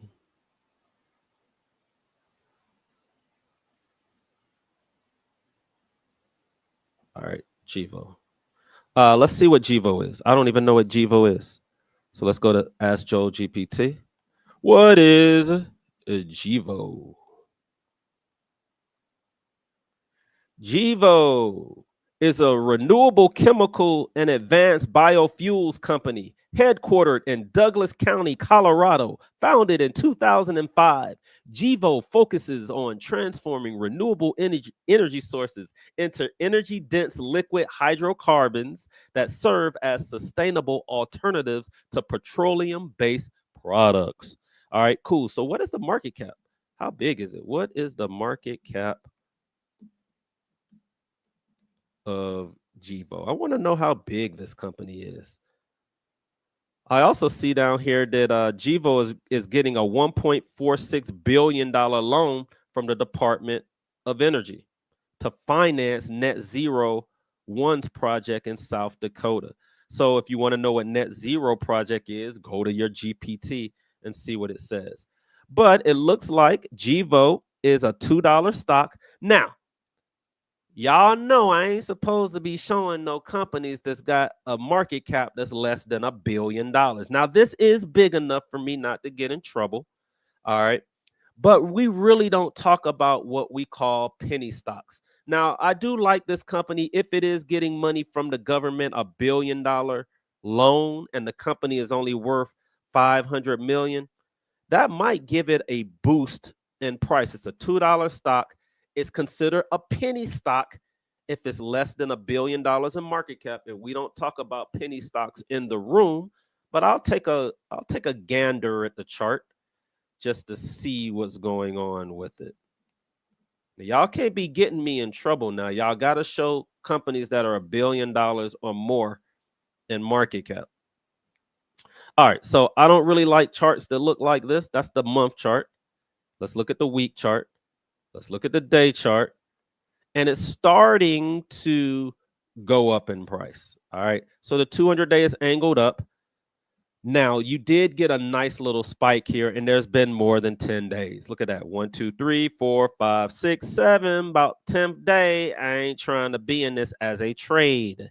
Now, as an investment, it's a $500 million company. If it grows to $5 billion in size, you make 10 times your money. And it still will be relatively small in comparison to everything else that's out there. So as an investment, it looks like a great investment if it's a solid company that can grow to a 10 billion or a $20 billion market cap. All right. It's down today 3%. Watch the particular company. Let me see the week chart. Week chart is angled down. Y'all know how I believe in charts that are going down. You don't want to be around. So, I would give this company maybe a C plus. It's going to have to break above this week chart. It's going to have to break above, I see a 513 cross happening, but I don't see it happening on the bottom charts or upper charts. And remember, guys, that's why I tell you guys to also show me billion-dollar companies. Anytime a company is less than $1 billion, it's not easy to predict its movements because you don't have the richest companies and pension funds and mutual funds buying it. You're trying to beat these mutual funds and pension funds that move so slow, like cruise liners, that you can see when they're going left and when they're going right. That's how we're able to outtrade everybody on Wall Street by looking at the Apples, the Microsofts, the Googles, the Facebooks, the magic show that I perform. It's not easy to do this when the company is less than $1 billion in market cap because A, they're not regulated like the other companies that are on the New York Stock Exchange, and B, they're not getting guaranteed money because chances are it's not part of some fund that's guaranteed money month after month after month. So I like to trade companies I like to trade billion-dollar companies because billion-dollar pension funds love to invest in billion-dollar companies, just like millionaires like to interact with millionaires. They don't like messing with thousandaires because thousandaires are volatile. I want you guys to keep that particular mindset. $1 billion or more, easier it is to see its patterns. That's where you're going to make your money. All right.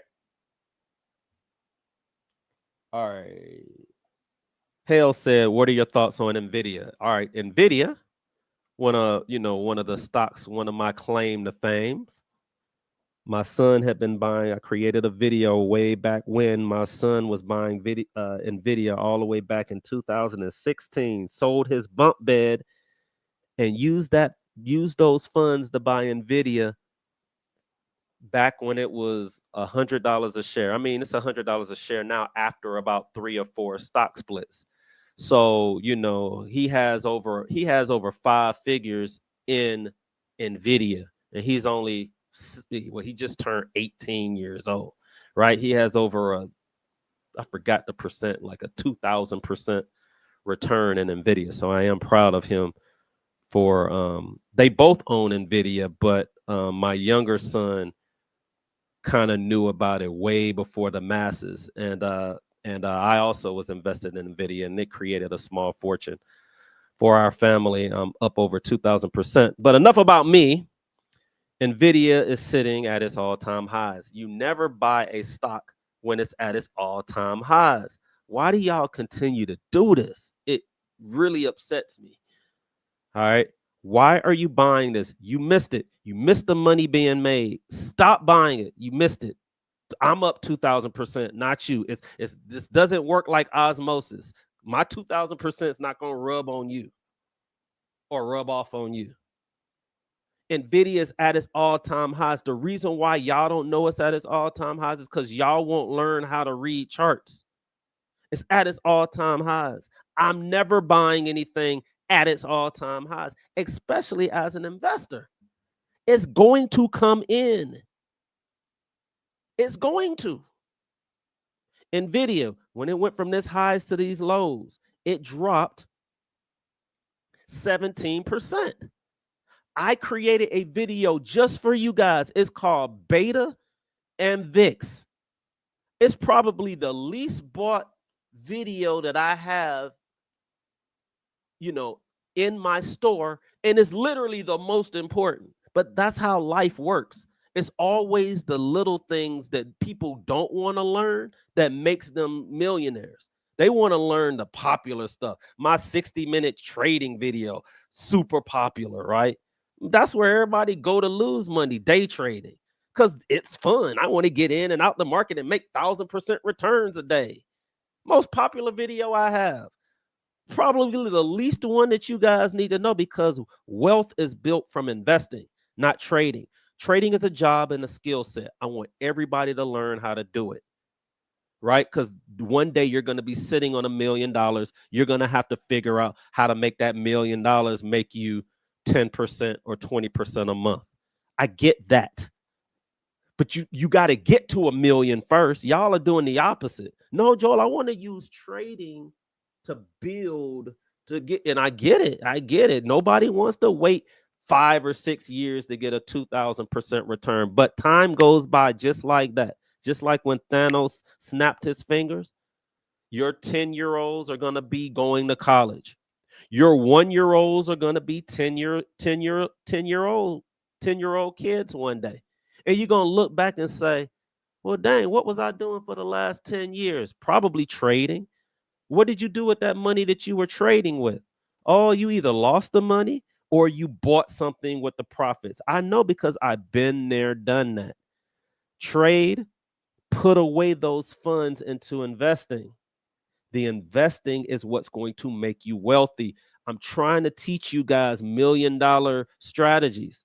Y'all you gotta listen. But if you're listening to thousandaires tell you how to continue to be thousandaires, you're gonna be a thousandaire.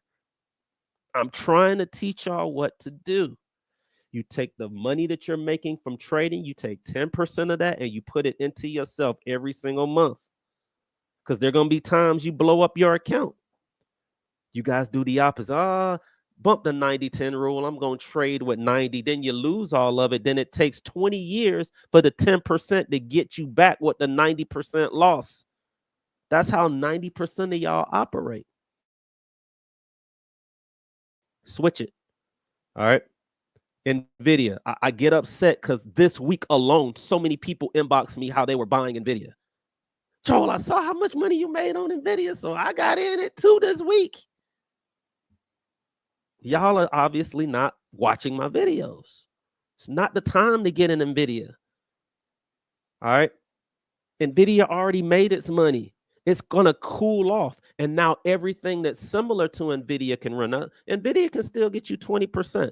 I get it. I'm spending a lot of time ranting about NVIDIA because NVIDIA, y'all didn't want to talk about NVIDIA when nobody knew about it. Now everybody knows about NVIDIA, and I see more people losing money in NVIDIA now than when you should have been buying it with my son and me back in 2016, 17, 18, 19, caught some in 2020, caught some on August the 5th. Y'all remember August the 5th? You want to buy NVIDIA? This one you should have bought it on August the 5th when the volatility index went above 50 for the first time since 2020.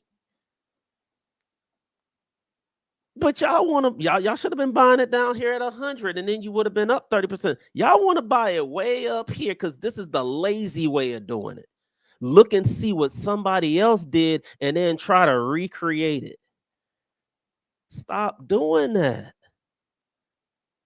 Even with me, I know I'm a receipt specialist and receipts. Receipts is the after product of all the work that I put into to create that receipt. I want you to create receipts, but you don't create your path off of my receipts. All right. NVIDIA is at its all-time highs. Stop buying it. Stop it. Stop it. Stop it. Stop it. All right. How big is NVIDIA?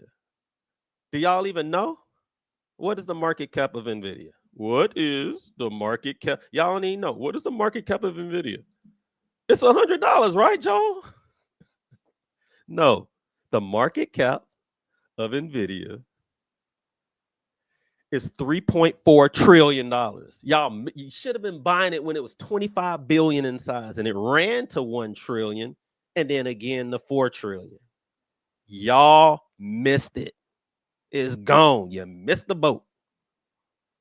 Can this run to 40 trillion? It could. It's going to take 10 or 15 years for that to happen. And that's just going to take my stock up to 1,300 a share. Your 136 is not going to 10,000 a share. I'm sorry to tell y'all this. Y'all missed out on that move. Stop buying it. Can it give you a 20% return? Yeah. When NVIDIA drops like it did, you want to buy it 20 to 30% off by looking at the patterns. Remember the what, when, where, why, and how. Why are you buying NVIDIA? Because I want to get rich like you. That's not a good why. I get it. But I can't go back to the past. I don't have a time machine. All right. Can you get rich off of it in options? Yeah. But getting rich off of it in options should have been using the volatility index and buying it on August the 5th and then buying call options out. That's how you get rich off of NVIDIA after it's hit its all-time highs, not buying it right here at the all-time high. It's $10 away from its all-time highs and half the room is buying it. That makes no sense whatsoever. So let's look at the charts. Day chart. Day chart. All-time highs. Not buying it. Okay. I know Jensen Huang just came out and said NVIDIA is going to change the dang world. I get it. I believe in that. I've been believing in that since 2016, 2018. I told y'all back in 2018, one day this will be the largest company on the planet at some point. And I believed in it. And I talked about it every other week for 4 years. Well, for what, 6 or 7 years. And now I'm saying you missed the move. You don't want to believe me this time. You didn't want to believe me as it was going up. And now that I'm telling y'all that this is not the time to buy it, y'all don't want to believe me now either. Because y'all part of the 90%. Hold off until it gets down to this 200-day. Now, do you buy stocks like this when they drop 20%? Yeah. How much has it dropped? Take out your tool, go to 153, go to its lows, 136. NVIDIA is only 10% off from its highs. Is 10% a lot? Well, pull up a chart. The last time NVIDIA sold off, it sold off 17%. The last time it sold off before that was 23%. The last time it sold off before that was 35%. So you got 35% here. You got 23% there. You got 17% right there. But y'all buying it right here. Does that make any sense? That's how y'all trade. That's how y'all invest. It's gonna come in. It's only 11% down. Y'all saw 17%. 17, 23. Y'all want to see more? Let's go back some more. Here's another dip. What was that dip? 22%. Y'all want to see another dip? Here's another dip. What was that dip? That's 11%. Here's a dip. That was 18. So you got an 11 right there. But it took 4, 5, 6, 7, 8, 9 days for that to happen. You got another dip right here. That was, oh shoot. Let's see. That was 18%. 18, 23, 11, 17. That was 17. So the majority of the time when NVIDIA sells off, it sells off at least 15 or 16%. Now, I have a video called How to Calculate a Percentage of a Stock when it starts to go down in value. Ain't none of y'all watched it. And you would have known to buy this 15 to 16% off, preferably around the 20% area. And if you were using the volatility index, you would have caught it at the lows. Now, at that time, NVIDIA was still one of the top 3 companies on the planet in size. So it wasn't something that nobody knew about. It's just that the larger a company is, the easier it is to see its patterns. It's the easiest thing, because when you got so much money involved, when you got $3.5 trillion in a company like this, it's like looking at a tugboat versus, the jet skis versus a sailboat versus a cruise line. Y'all know which ones are going to go left. You look at the cruise line, you see it go left and right. It takes 5 minutes for it to make a left. That's NVIDIA, Microsoft, and Apple. We can see all their moves. But a lot of y'all want to trade the tugboat companies. And I'm like, you can make a killing trading the cruise lines. If you know how to do it, go into the options market.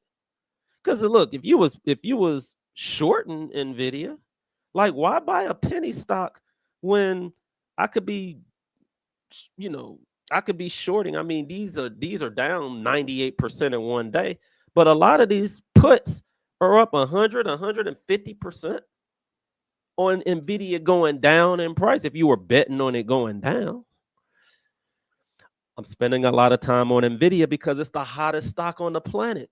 I'm supposed to spend 30 minutes talking about it because it should be the easiest way to make money, and the majority of y'all are losing money on the easiest company to make money on, because you got to simplify what you're doing and know what you're looking for.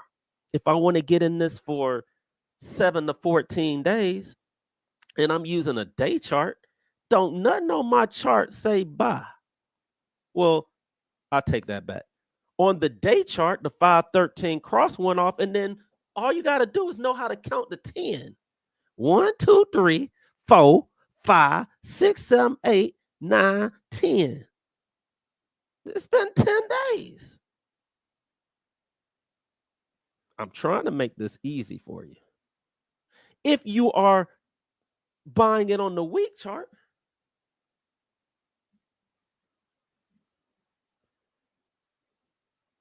here's when you should have been getting in.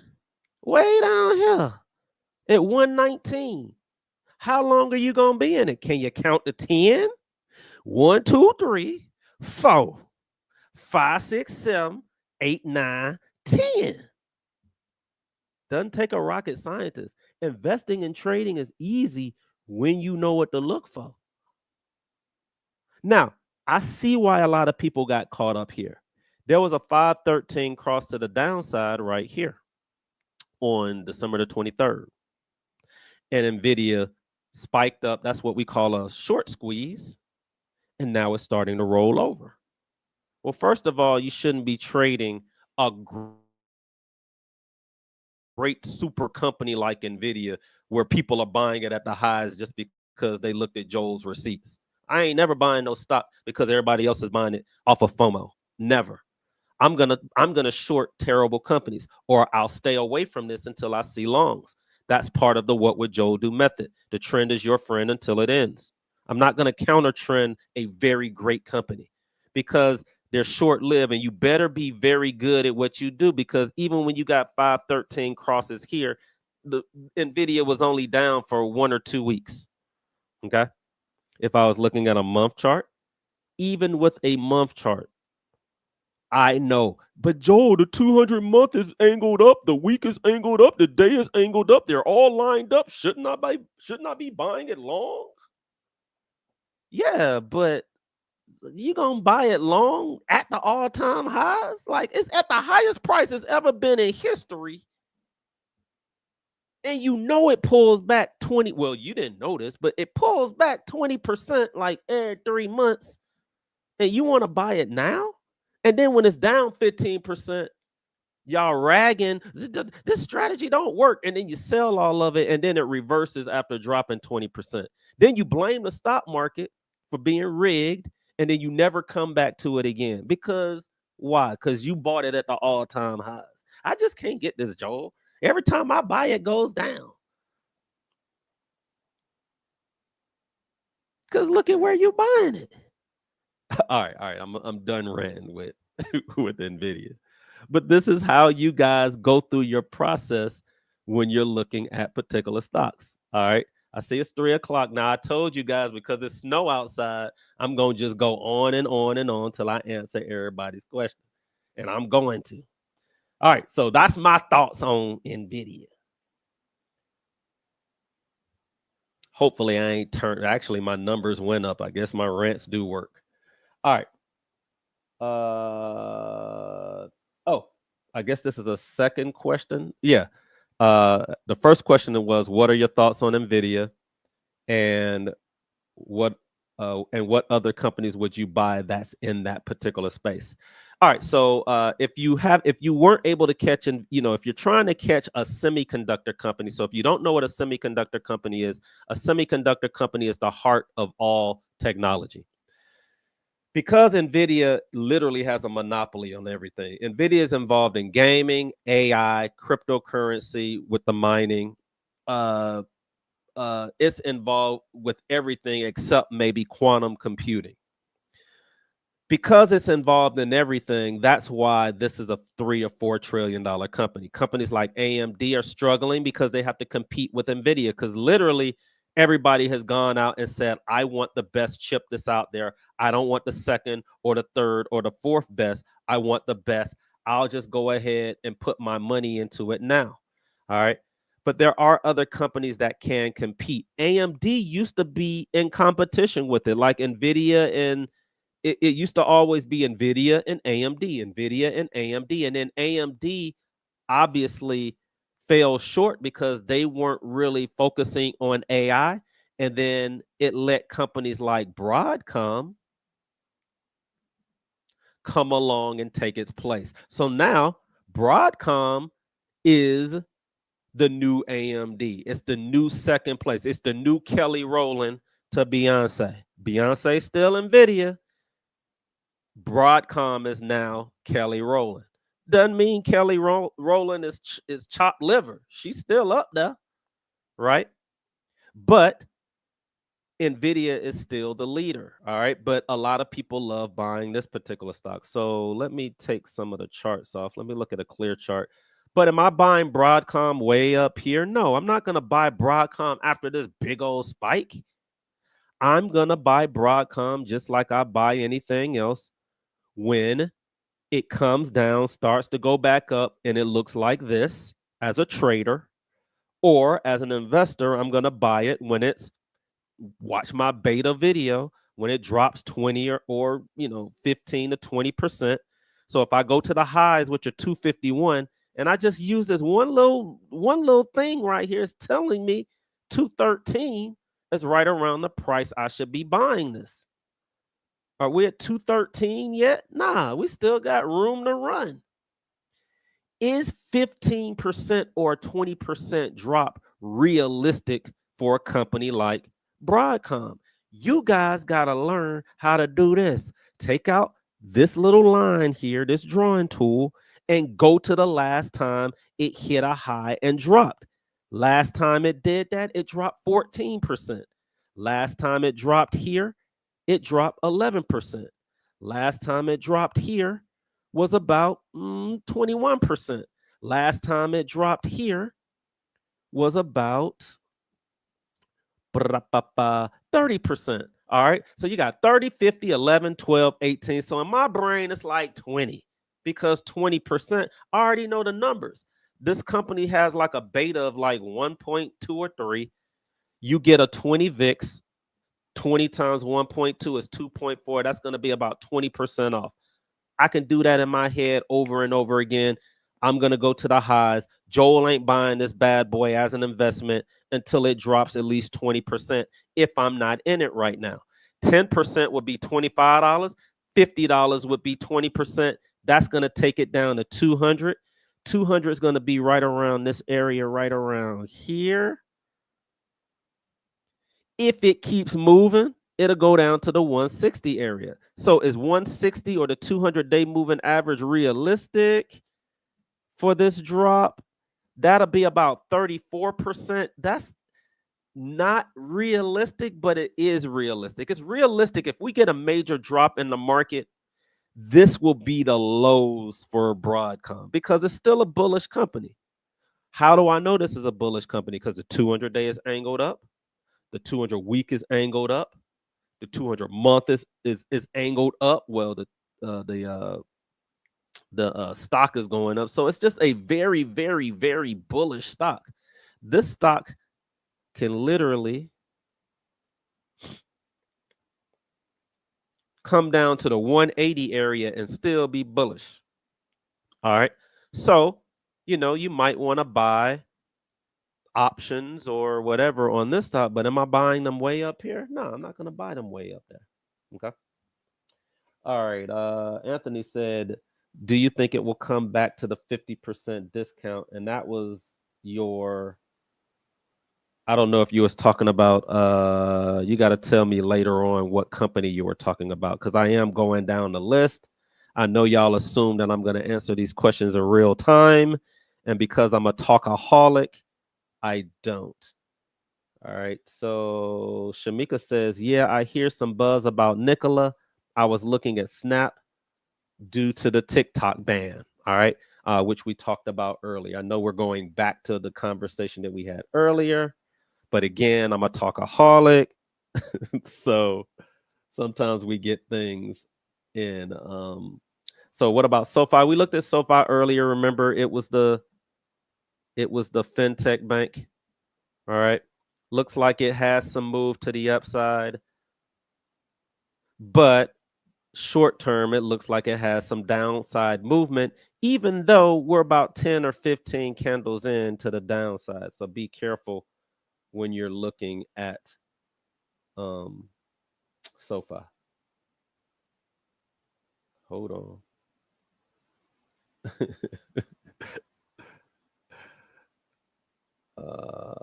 Oh, here we go.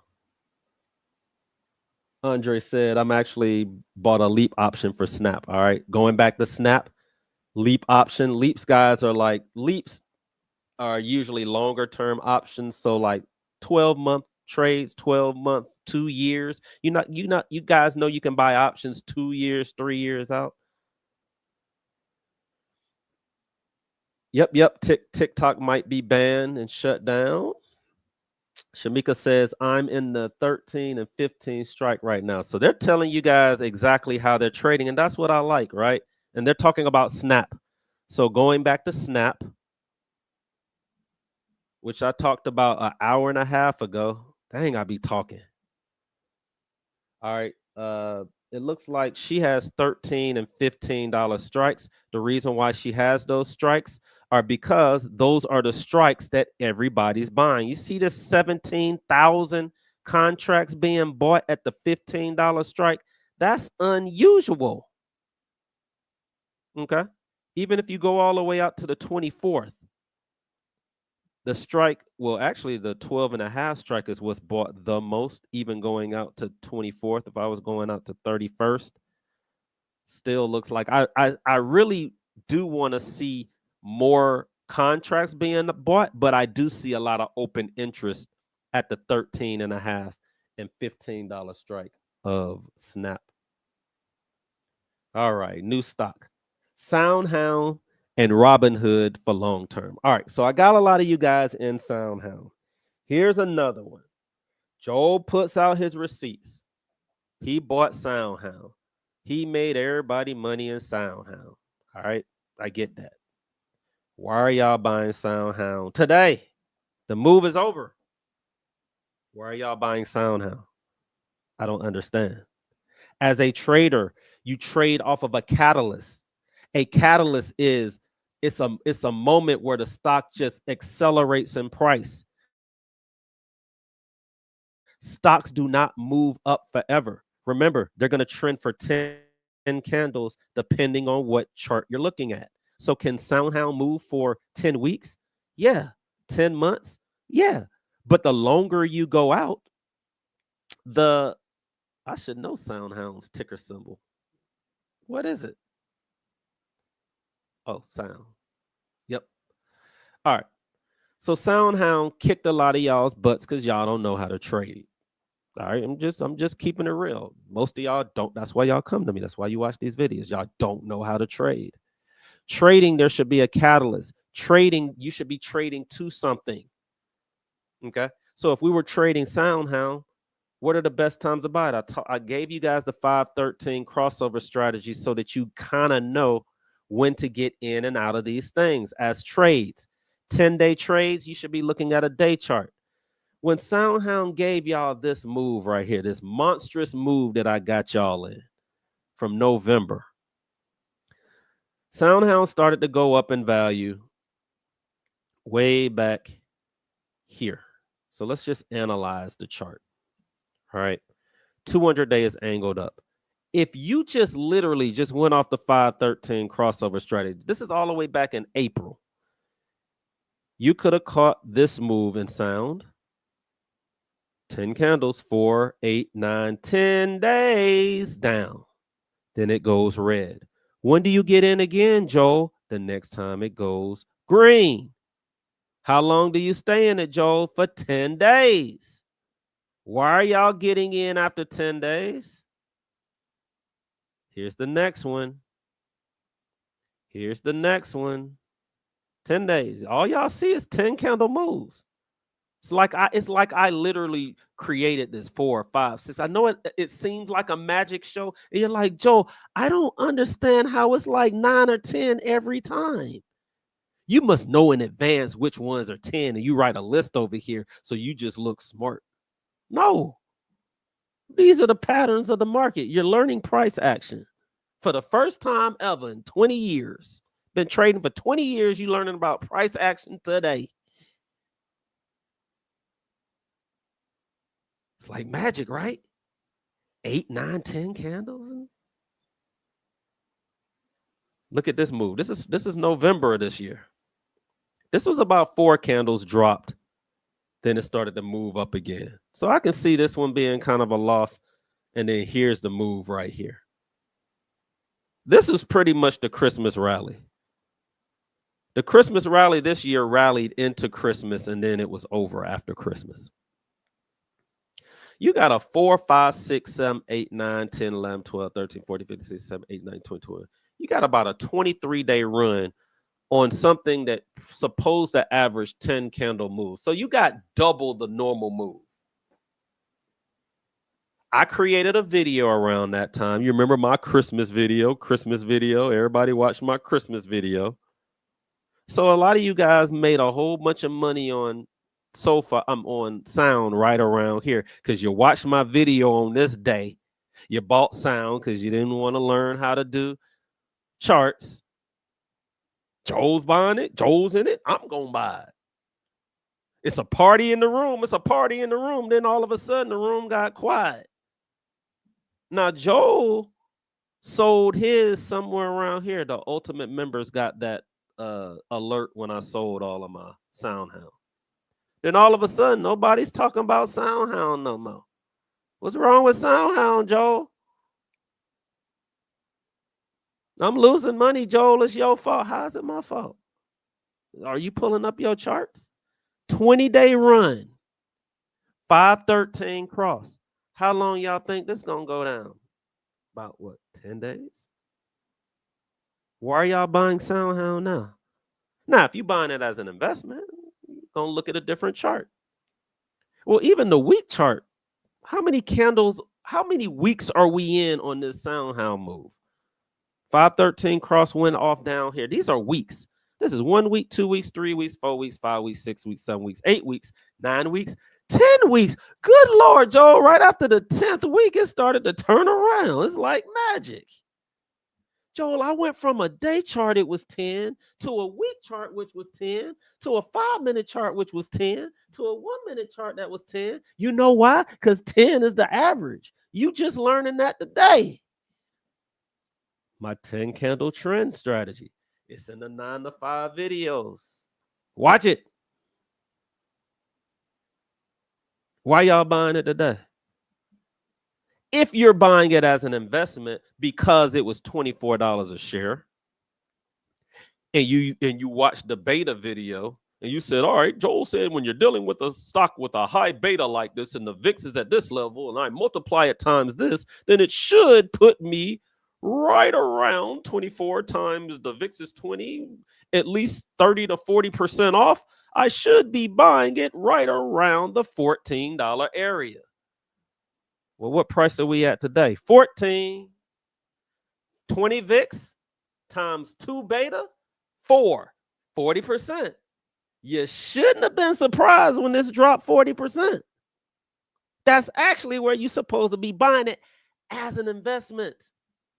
This is the first area you buy it. Stocks that move up 100 or 200% a year is going to drop 40 to 50% if you know the beta. The beta's high, the VIX is high, it's dropping 50%, period. This shouldn't have been a surprise. Y'all want to buy it way up here at 22, 23, 20 weeks after it's moved up in value, 10 days after it moved up in value off of the day chart. You simply could have watched the 513 video, the 9 to 5 video, or literally the last 20 live videos that I've created that were free, and would have learned that that was not the opportunity to buy sound. This is not a surprise, guys. That's why I'm out of it. Out. But Joe, didn't you say, look, guys, I've been in sound since it was $5 a share. It ran to $25. That's why I'm the guru. I was up 400%. 400. I gotta sell at some point. Sometimes you get lucky. Would I have been satisfied with a 400% over an 8-year period? I sure would have. If I'm gonna get an 8-year move in 30 days, I'm selling. That's why you're in this game. To buy something low, sell it high. Buy something low, sell it high, and knowing when that trend is starting. And knowing when you're buying it at the all-time highs, and knowing your strategy for what you want to do.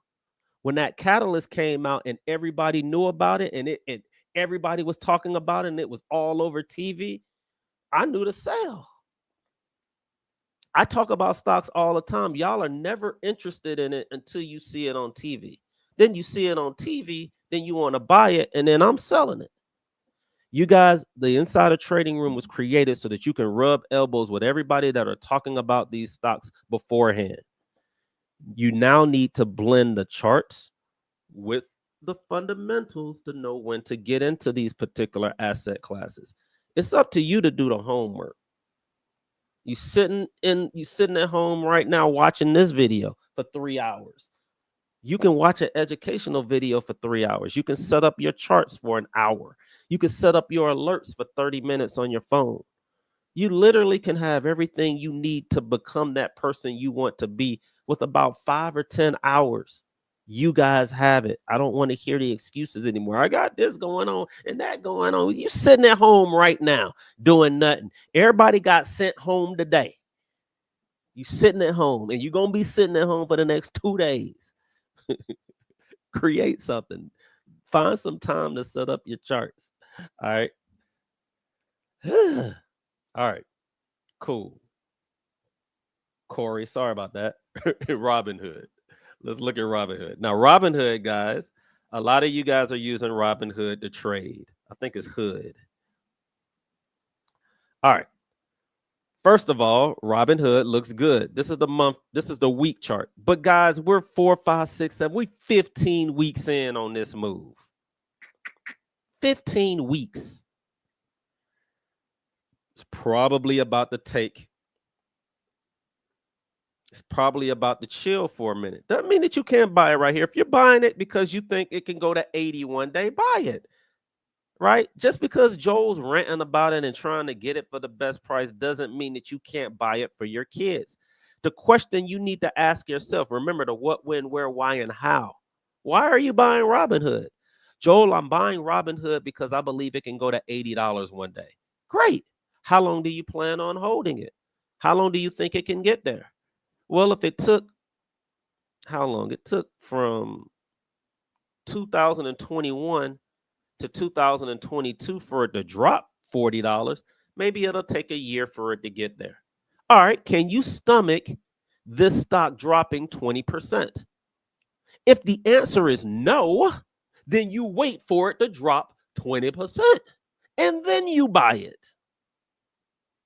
If the answer is yes, then you buy it today.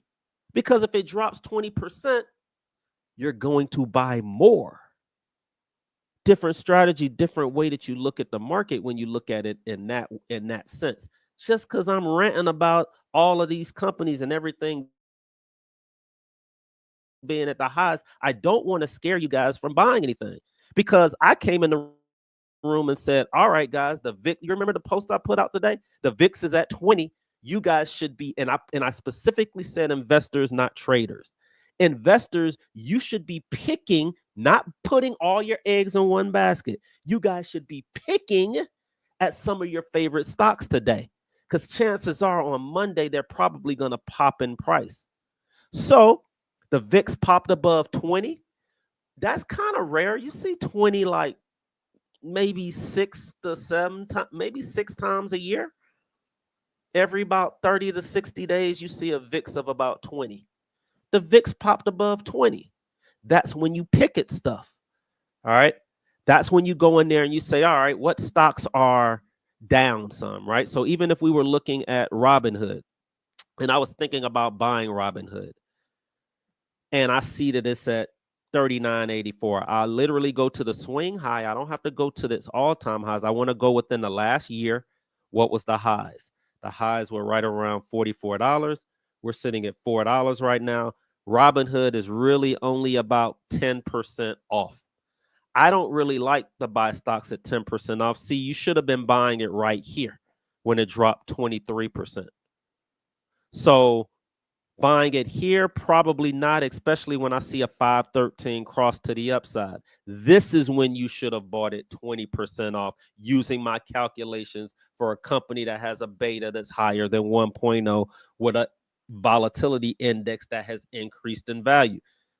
This would have been, I wouldn't say a no-brainer, but it would have put you in a buying zone to buy it as an investment. As a trader, I'm not buying it until I see something like this. Okay, you got your 513 cross happening. It jumped from 39 to 43.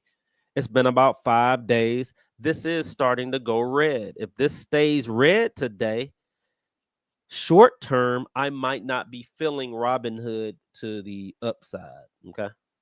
All right. So Gina says, "Hi, I appreciate your teachings. How about what is that? Oh, LAES. I need my glasses. Sorry about that. Now, I don't know what LAES is, guys. So every time I don't know anything, I'm going to go to Ask Joel GPT and I'm going to say, what the heck is LES? LAES. And what is its market cap? I literally said, what the heck is LAES? So LAES, guys, is a technology company. Uh, it's called SEAL. Oh, which is funny because LAES is SEAL backwards.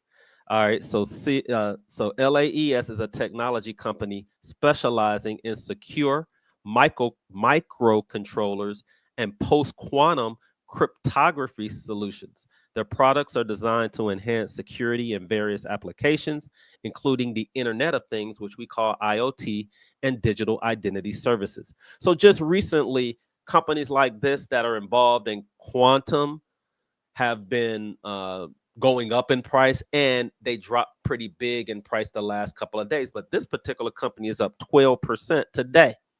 The market cap, guys, is 400 million. Now, I know I didn't put out a message that said, don't show me no companies unless it's $1 billion or higher, but I'm going to let this slide. All right. But this is 400 million in size. All right. $1 billion or higher is what we're looking for. 400 is still big, but I want you guys to stick to the billion. All right. If you are interested in an analysis of this stock, don't do it during these sessions. Inbox me directly at what would Joe do, and then I'll give you my assessment of what I think about this particular stock. But it looks like it's in a good industry. It's fluctuating. It looks like it's involved with what the hot topics are today. So when I'm looking at something like this, I am looking at it as when I see it less than $1 billion, I'm looking at it strictly as an investment, or I'm looking at its market cap. So if it has a $400 million market cap, man, if this company got to $1 billion in size, you double your money. And then if it gets to $10 billion in size, you make like 20 times your money. So like a $1,000 investment can literally turn into $20,000 in like 8, 9, or 10 months if it gets a nice little move to the upside. So pretty good company. Like I said, make sure you guys show me companies that are $1 billion or larger. All right. We looked at SoundHound just a few minutes ago, but thanks. All right. So Fubu.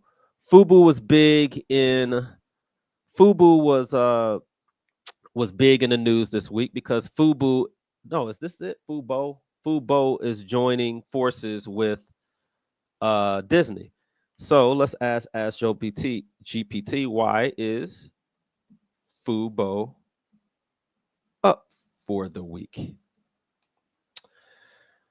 So it's going to tell you why. Fubo TV has experienced a significant increase in its stock price over the past week, primarily due to a strategic merger with Disney's Hulu Plus Live TV service. All right. So, guys, that's the catalyst. Think about that. If you were in Disney, in Fubo, and then all of a sudden you see a spike in price, that's when you're supposed to be selling, not buying, unless you want to buy it long term. Okay. And let's say I wanted to buy something like Fubo or Disney long term. I'm still going to say, all right, I heard the catalyst. I believe this is something that's going to work out for them in the future. But I don't want you guys to get lazy like a lot of you guys get. You hear the news and you're like, all right, I'm about to get rich this week. because the news came out and nobody else knows about it, even though I saw it on CNBC.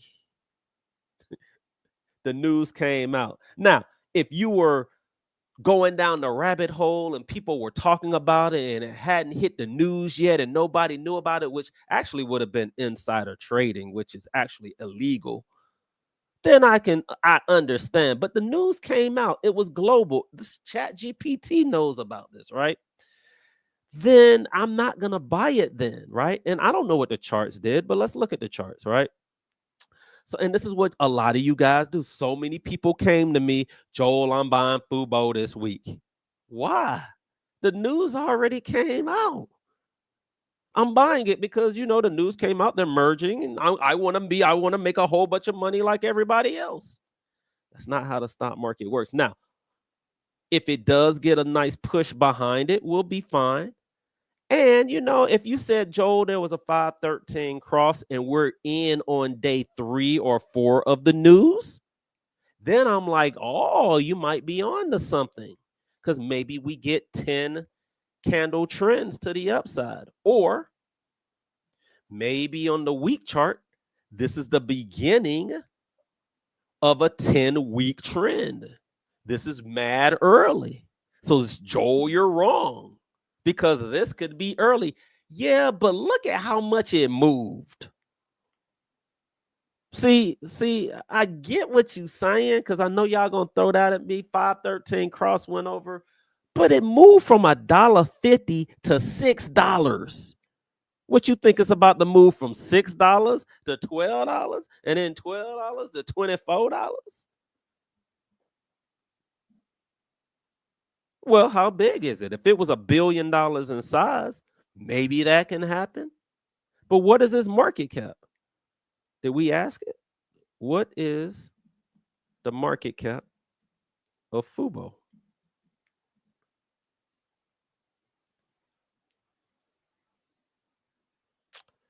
The market cap of Fubo is 1.8 billion. So, I mean, I'm proving my own self wrong. That is fairly small. Before the news, it was literally a penny stock. It was like that $400 million company that you guys were showing me. Now it's 1.8 billion. Can it move to about 20 billion? It possibly could. So I can see you taking a shot at this going against the grain, right? Because you're answering the why. Why do I want to buy this? I want to buy it, Joel, because it's $1.82 billion in size. And I believe it can be a $10 billion company. And you teach that you can make 10 times your money. And it's early on the 513 cross on the month chart and the day chart. I'm like, okay, cool. You got all of that information, but what's the downside? Can you stomach the downside of this stock? What is the downside? Well, let's throw a Fibonacci retracement on that bad boy. It could drop to $3.78. Can you stomach a drop from $5.16 to $3.78? That's about a 25% drop.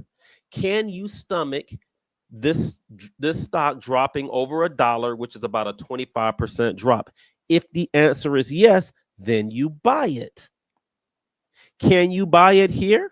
Well, it was as high as was 643. We're at 517 right now. So when I see companies like this that can move, Joel ain't buying it unless it's 20% off. Well, guess what? We hit about 19 earlier this morning. So it's not quite right where I want to be. Like companies like this that can move and it's that small, I'm buying them like 50% off. 20% is what I use for Apple and Microsoft and Google. Small cap companies like this, 50 to 70% off is that sweet spot area. I want to buy it. Otherwise, I'm going to wait for it to pull back. And I'm going to wait for it to make a move like this. I want the move to look like this. I want it to sell off, And then I want it to slowly get a 513 cross where it doesn't go from $1 to $6. Okay. So what I want to see happen is I want to see this drop in price and then slowly start going back up this way. So I wanted to go up, drop, and then once that 513 cross happened and it starts to go up in price, Joel will be buying it somewhere around there, which might be in the $4 range. All right. But that's how I would approach something like Fubo. All right. Kim says she's joining late. But is there any discussions on CVNA, which I believe is Carvana? So let's look up Carvana. So Carvana has a 200-day moving average that's angled up, which is good. But as a trader, would I be trading it to the upside now? If you're using the volatility index hitting 20, yes. If you're using the charts, no. I'm going to sit back and chill. If I was looking at a week chart, what do you also see? If I had a 1, 2, 3, 4, 5, 6, 7, 8, 9, 10, that magic number again before it starts to go down, and I'm 3 candles in on a possibly 10 candle trend to the downside, no way you're going to catch Joel buying this to the upside right now when it looks like every time it sells off, you got about 7 or 8 candles there. You got about 6, 7, 8, 9, 10 candles there. You got about 10 candles there. You got about 20 candles there. Now, this goes all the way back to 2021. Now, for 3 years, you guys have all the information you need here. That's 20 days, 30 days. That's 20 days. That's about 20 days. This is about 10. So if I see something like that, am I like, you're going against the trend? The trend of when it goes down is like 10 candles minimum. So why would I be buying it here? Because I just got a hunch, Joel. I just got a hunch. A baby cardinal showed up on my windowsill this morning, and it just told me in my spirit to buy Carvana. Well, then buy it then if you spiritual like that. But looking at the charts say this is possibly going down in price. All right, so be careful with Carvana. All right. Yeah, I wouldn't say never trust AMD. Like, I get AMD is having its rough patch now because AMD gave you beautiful years where it made you money. It's just going through a rough patch. It's got an identity crisis right now. And right now, it's not a part of what everybody wants you to be involved in AI. Period. So if you're not involved in AI, you don't get Wall Street money. All right. And sometimes you have companies that try to buck the systems. And they say no, and they get involved a little bit late, and I think that's what's happening with AMD. And I mean, it's been a whole year, so it's been in a bear market for a full year. Usually, companies don't stay in bear markets that long. Usually, it's about 344 days. All right, so it should be coming out of a bear market, and hopefully, AMD can start making money again. Costco, probably one of the best stocks that are out there. Everybody should have Costco in their portfolio, but Joel ain't buying Costco today. I was watching this video of this crazy dude named Joel. He said he owns Costco. I bought some today just off the video because he makes money and he show receipts, so I'm buying it today. That's what y'all do. Buying it. I mean, I love it because y'all trust me, but you buying it for the wrong reasons. All right. What's your strategy? What's your intentions? Why? What's the why? Why are you buying it? To make a bunch of money like you. You in it? Yeah, but I got in it way back here. I can stomach. I'm up 100%. I can stomach this little move right here. I'm not buying it at the all-time highs. If I was not in Costco at this particular time right now, would Joel be buying it today? Maybe, because let's look at it. Let's look and see how much it's gone down in price. That's going to determine if I buy it or not. Now, before we even buy Costco, using what, when, where, why, and how, what are we buying? Costco. When are we buying it? We don't know. Maybe today, maybe next week. Why are we buying it? Well, I'm going to buy it as an investment. Where am I going to buy it? I'm going to buy it on TD Ameritrade, maybe Robinhood. How am I going to buy it? And why am I buying it? Right? How am I supposed to buy companies like Costco? Well, using my strategy, I never buy anything as an investment unless it's down more than 10 or 20% minimum. But then if I look at what its beta is versus what the volatility is in the market, that's going to tell me around where I would buy it. Now, if one of my rules is picking at something when the volatility index is at 20, then, answering the why means I can buy some today. But if I was using the what would Joel do method and using beta, I got to kind of know what is the, how far has it dropped from its all-time highs? It's at 927 right now, right?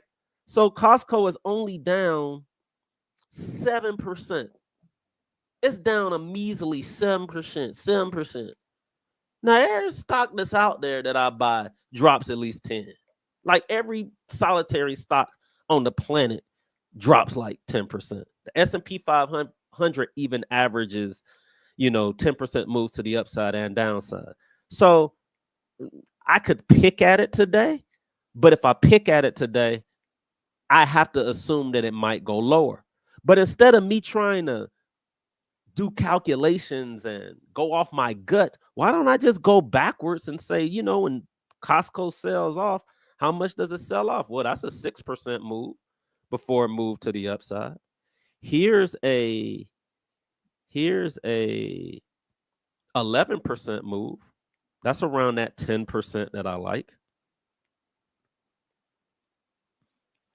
When it sold off here, it sold off about 11%. So we got two 11%. And look, I forgot that other one. I think it was 7 or 8. These are smaller sell-offs, but let's see. That was about 7. So Costco has dropped 7% before and turned around. So that also tells you that it's a solid company that a lot of people love buying. There's 12%. So going all the way back, look, I did this in a minute. I went all the way back to 2023 January. I just looked at 2 years worth of information. I saw 5 sell-offs. 3 of the sell-offs were 11%. 2 were 7%. So if you bought Costco today, would Joel be mad? Nah, because the volatility index is above 20. Well, it popped above 20.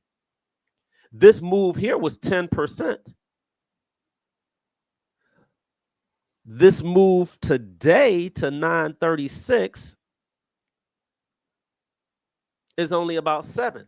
Now, how many times in the past did it actually drop to 7 and then it continued to go up? Well, 2 out of the 5 times we saw it sell off, it actually reversed to 7.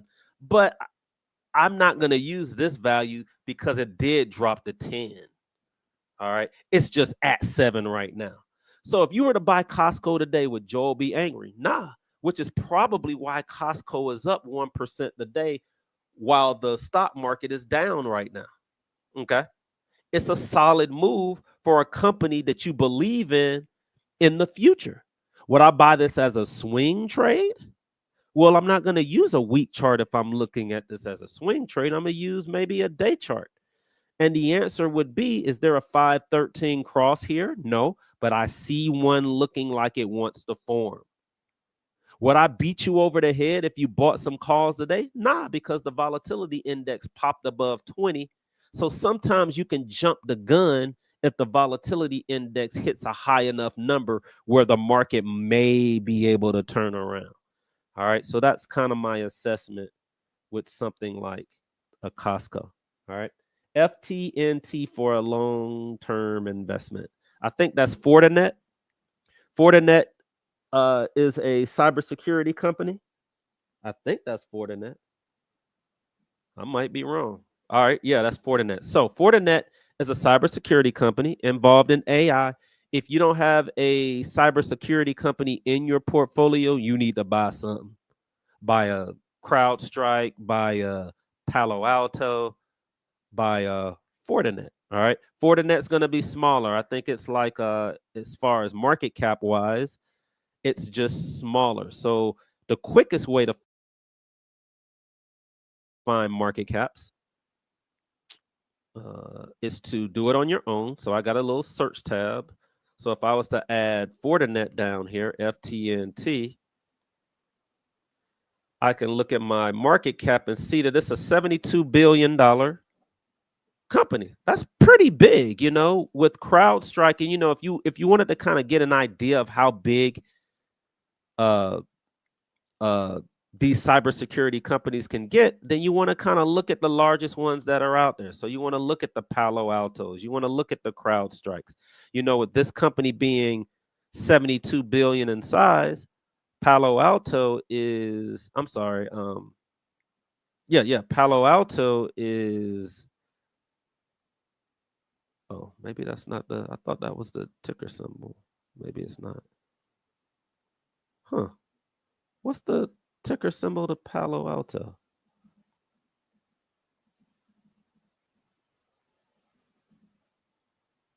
Oh, PANW. Well, duh. All right. So let me put PANW.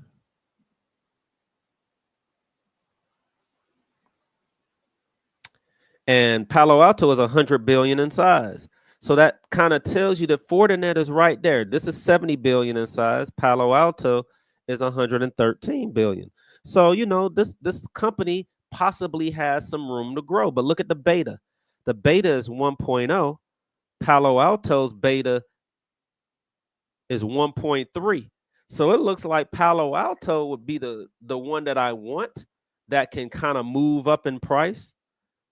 And if you look at the 200-day moving average, look at where we are. We're at the 200-day moving average after about a 5, 6, 7, 8, 9, after a 10 candle run, after the VIX went over 20.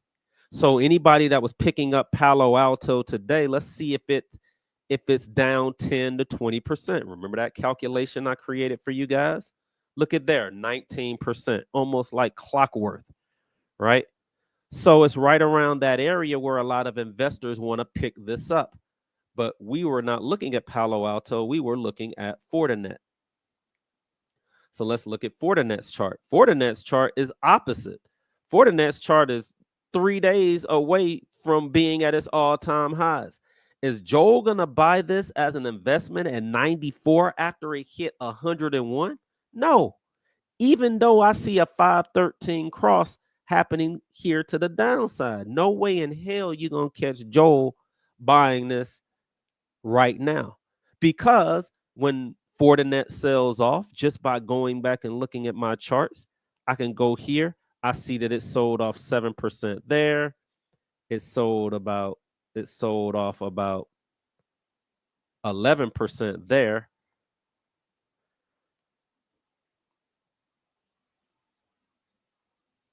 This was a huge sell-off. It sold off 17% there, about 9%, but then this move was monstrous. This was a 25% move, and it took a long time. It took from April 2024 until August of 2024 before it started to move again. So it had a vicious sell-off. The 200-day was angled down, so you didn't want to be around. Now the 200-day is angled up, so it increases your luck. But you should have been in way down here at $75. Trying to get in way up here at $94 is being part of the 90% club that loses money. It's a great company. If you bought this as an investment and you can stomach a 20% move to the downside, by all means, buy Fortinet today. If you can't stomach a 20% move, don't buy it, because we see that it can drop 17, 18%. And then a 513 cross just went off. So be careful when you're thinking about buying something like Fortinet, but it is in a space that's getting a lot of love, which is the cybersecurity space. But Joel ain't buying nothing at its all-time highs ever, ever, ever, ever. All right. I guess you were laughing at something that I made a comment about earlier. Yeah, I am a pretty wild boy, and I had a lot of coffee this morning. All right. What do you think about quantum computing stocks?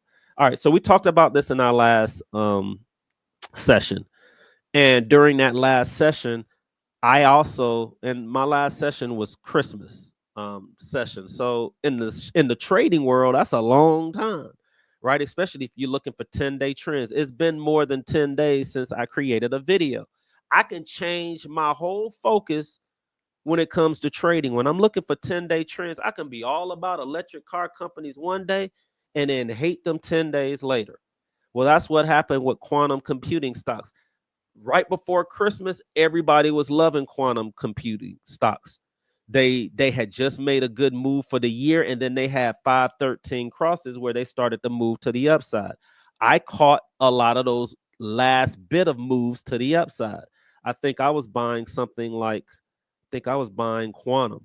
But even if you look at the charts for quantum, even if you were looking at the day charts, you're going to notice that it did start to move right around here, which was right before Thanksgiving, started to move, move, move, move, move. And then all of a sudden, it's now starting to move to the downside.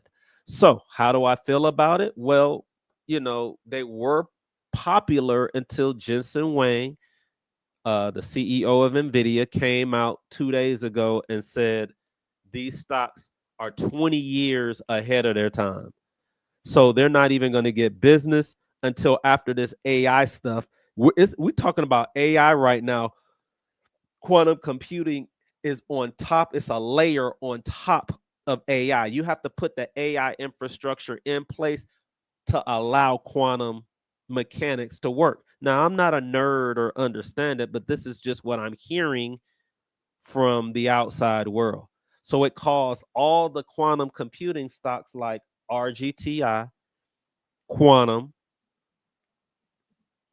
to fall in price heavily. Like imagine being in a $21 stock and it's down in 3 days 50%. That's what happened, and that's how strong someone like Jensen Huang is, right? The leader of the new movement said, we're going to stick to AI for now. You guys are getting ahead of your you need to stay in your lane right now and let us make money off of this AI first, and then we're going to give you some love later. So these stocks sold off 40 and 50%. Now they can sell off 40 or 50% because remember, these were penny stocks that moved into the billion range that are now moving back into the penny space. Let's regulate what's going on in this area. Let's make sure that these companies that are involved are legitimate, because most of the quantum computing companies are losing money. They got a bid because they were piggybacking off of AI. Some companies are doing business, but the majority of them are losing money. So companies that lose money on Wall Street, short term, they may be able to make money. Long term, Wall Street doesn't like to deal with companies that are losing money. All right. So when you take all of that in place, these are used for now as trades, or if you want to buy it and you can hold it for 15 or 20 years, by all means, buy it. Right. But I believe that they're going to take a step back for a little bit, or they have to prove it to somebody. Some big name person is going to have to come out and prove to everybody that Jensen was wrong. And the way that you prove people wrong is you become a profitable company. So if one of these particular companies can become profitable within the next year, it will help the whole space. But until then, I would stay away from these stocks. All right. QSI was another one that they mentioned. So we had love for them for about a week. And some people were in mad early. All right. Now I'm mad at you guys because y'all ain't tell the rest of us that this was happening in the market until I did the live. But that's probably my fault too, because I shouldn't do lives every 90 days. And then maybe we would have been able to catch quantum in the beginning. All right. So Cherokee says Itsy. Oh Lord, I need my glasses. Hold on. Itsy. You guys are trying to get smart with putting in multiple companies.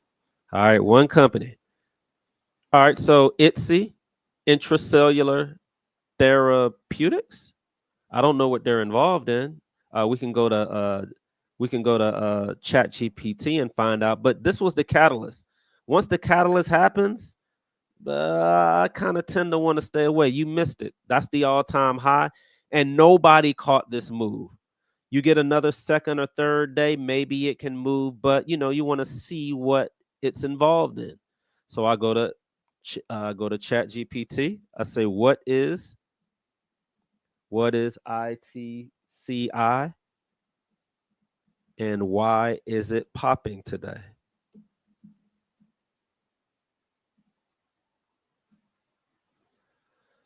So Intracellular Therapies is a biopharmaceutical company dedicated to developing innovative treatments for complex psychiatric and neurological conditions. Hold on.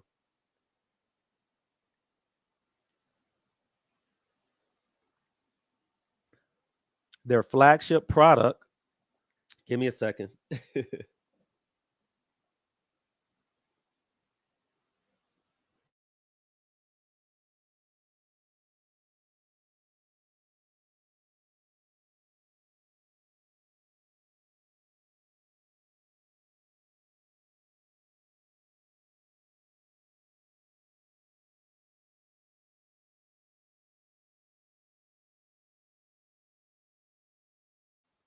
All right, sorry about that. Their but you guys can read. Their flagship product is approved for treating schizophrenia and bipolar depression. All right, so the biopharmaceutical space has not really had a lot of love in the last couple, actually for the last decade. All right, so hopefully with AI expediting a lot of these different treatments, we should get some love out of the biopharmaceutical and the biotech space in general. So let's see how large this company is, right? How big is this company in market cap?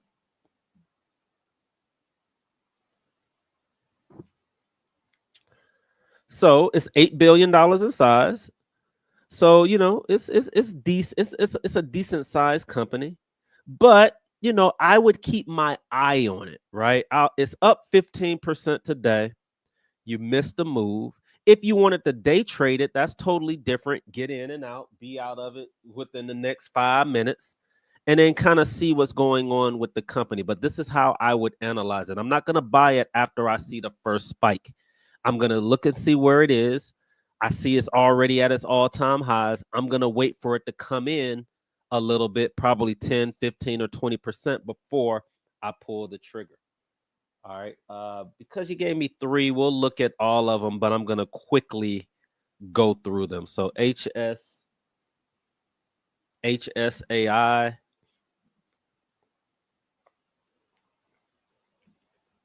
It's you already got about a 30-day move, so it's probably gonna take a break.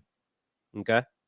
But even on the week chart, you're 1, 2, 3, 4, 5, 6, 7. You're about 8 candles in on this move to the upside. So its all-time highs are sitting at 30, but this is a week chart. So it's probably going to take you, 3, 4 months to get there. But I like to get in on the first couple of weeks when I see a 10-week trend happening. All right. But it looks pretty good. And let's look at VEG. It says that it can't find a symbol for VEG. Am I reading that correctly? Yeah, it says it can't find that symbol, Cherokee. So you're gonna have to find me another one. Oh, it looks like you put CEG, and I think we looked at CEG earlier. Yeah, that was Constellation Energy. We looked at Constellation Energy. I believe it was the very first stock that we looked at. So take a look at when this video is over, take a look at the first 20 minutes of the video. All right. Mark Anthony said facts, but of course I'm late because I talk too much. We talked about SoFi earlier, Antoinette. So look at the earlier parts of the videos. We actually looked at it a couple of times.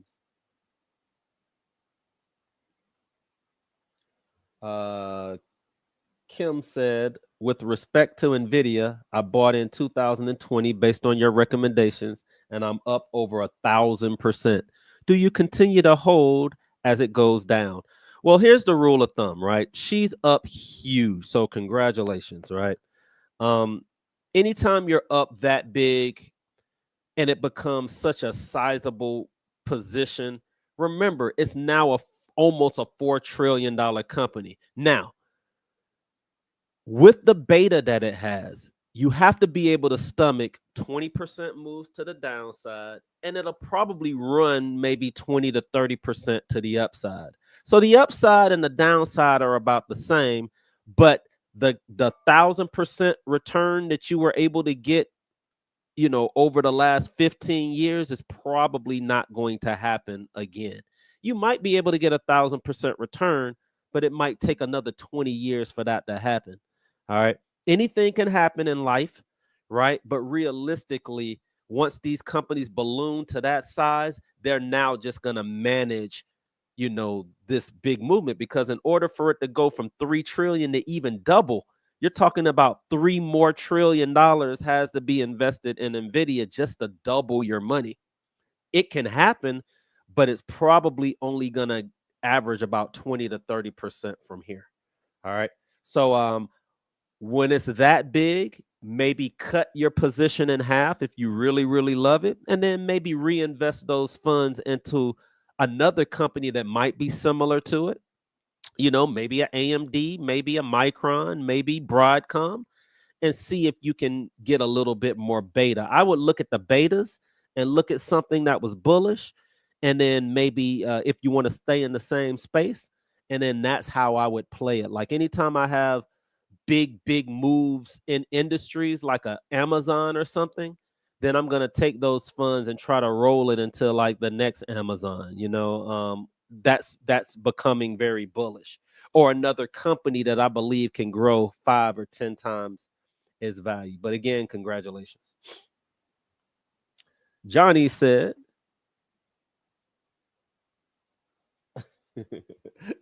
Amari, you was telling Amari to come to this live, so I appreciate that. All right. Hey, Hollywood, Happy New Year's. Did you cover your SoFi yet? I believe I still have SoFi. The options that I was in, I definitely sold those already, but I am still in I'm still in SoFi as an investment. So I haven't sold a lot of the stuff that I've sold recently, guys, is because I see volatility in the market. So I sold a lot of positions in my larger companies like my Amazons, my Microsofts, my Googles, because I needed to fund my smaller projects like SoFi. So a lot of my small cap companies, I'm holding them. The positions aren't like 10 or 15% of my portfolio. So if they drop 20 or 30%, I have the funds to buy more, and I can buy them as options, in other accounts. So I'm still holding on to my SoFi. John said, and that's the close of the bell. John says, I appreciate the extra on stocks, especially alerts for investments. First time I heard the difference. I'll buy a consultation for more about that. A full candle stop, last high or low stop, and I'll hit you up. Thanks. Sorry guys, I just can't see because I don't have my glasses on because I'm trying to look cute. So set up that consultation. We can look at your strategy. We can kind of realistically see what's going on with your stops, but you definitely want to learn about alerts. And if I'm just now getting to those questions, it's probably a million after this. All right, so I'm gonna have to. It's 4 o'clock now. We've already gone for 3 hours. Let me get through everybody's questions.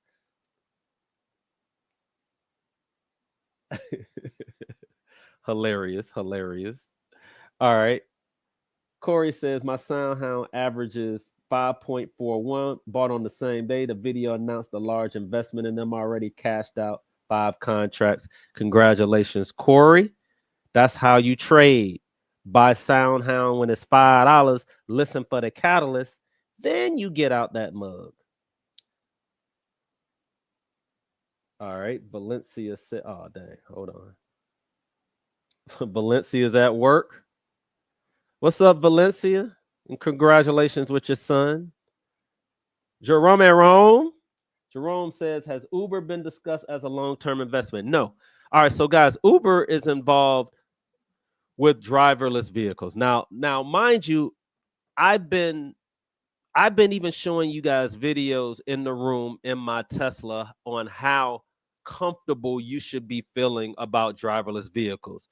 Noble came over when I was over at Mama Jane's house, and we took a ride in the Tesla, and I put it on auto drive, and we literally put the address. If you have a vehicle that can do it, you put the address on, and it's amazing at how these vehicles turn the wheels, turn the corners, brake, can go in between companies. These companies, you guys can feel a lot more comfortable with being in driverless vehicles. I know y'all see we always focus on the negative, right? We've seen the videos of the Waymos going in circles and the roundabouts. I get it, right? But these vehicles can see things that you can't see. These vehicles can watch and monitor 25 cars at one time, whereas you can only focus on the one that's on your left or the one that's on your right. And on your screen, you can see how it can see everything that's around you. So I was privileged to, my Tesla has saved my life.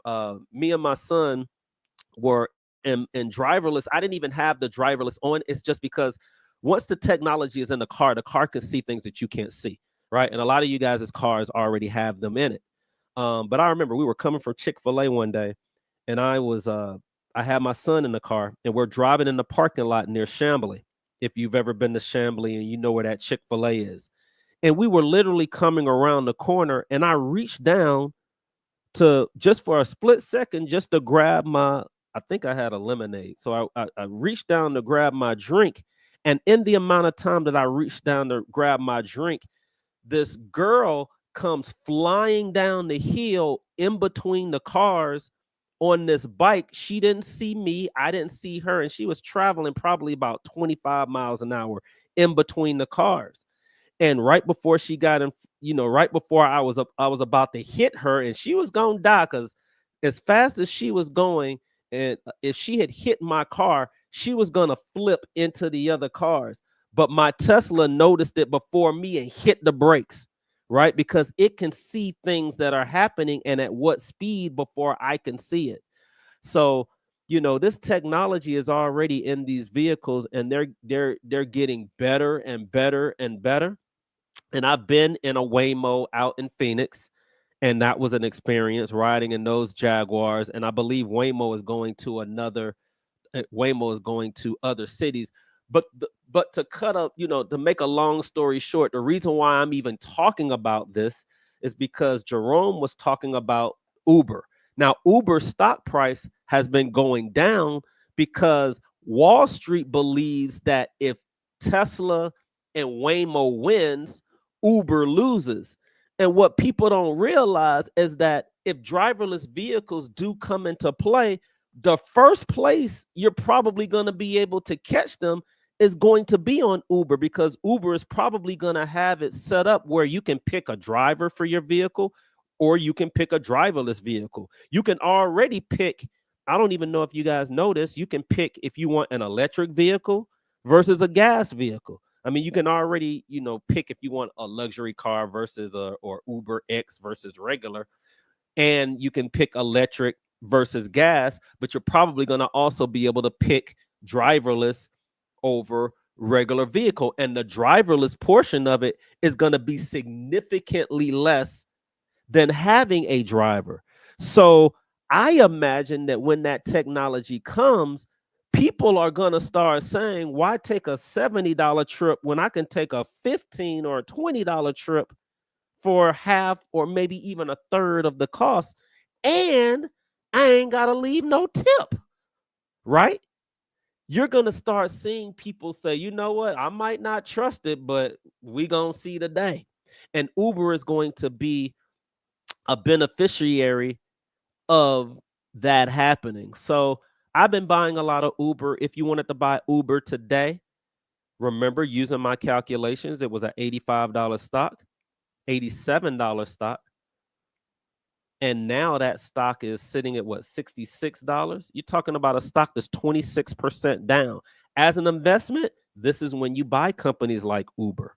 All right. So I've been buying some too. Now, what I don't like is I don't like the 200-day angle down, but you do have a nice little 513 cross going where you got some trend going to the upside. So I started buying Uber down here in the $61, $62 range. And if you were an Ultimate member, you got the alert that Joel was buying Uber in the last couple of weeks. So that's a good one. Jerome also said, hey, AMD stands for always making dips. That's hilarious. All right, thoughts on Bear. Let's look up Bear. Bear is Bridger Aerospace. I'm going to quickly go through these. 200 days angle down, so I don't want to be around, but the 513 cross went on it for short-term trading. It's up 17% today. I ain't trying to buy nothing that's up 17% in one day, but it has some room to run to the upside. I'd rather wait. Like, why do y'all have to get in it right now? I know that 17% is a lot. I can get in this bad boy at $8 and not feel bad at all if I think it's running to 26. Like, do you like a $8 move to 26, guys, is a 200% return? Why do I have to get in it today when it's up 17%? Y'all do that. That's what we call FOMO, the fear of missing out.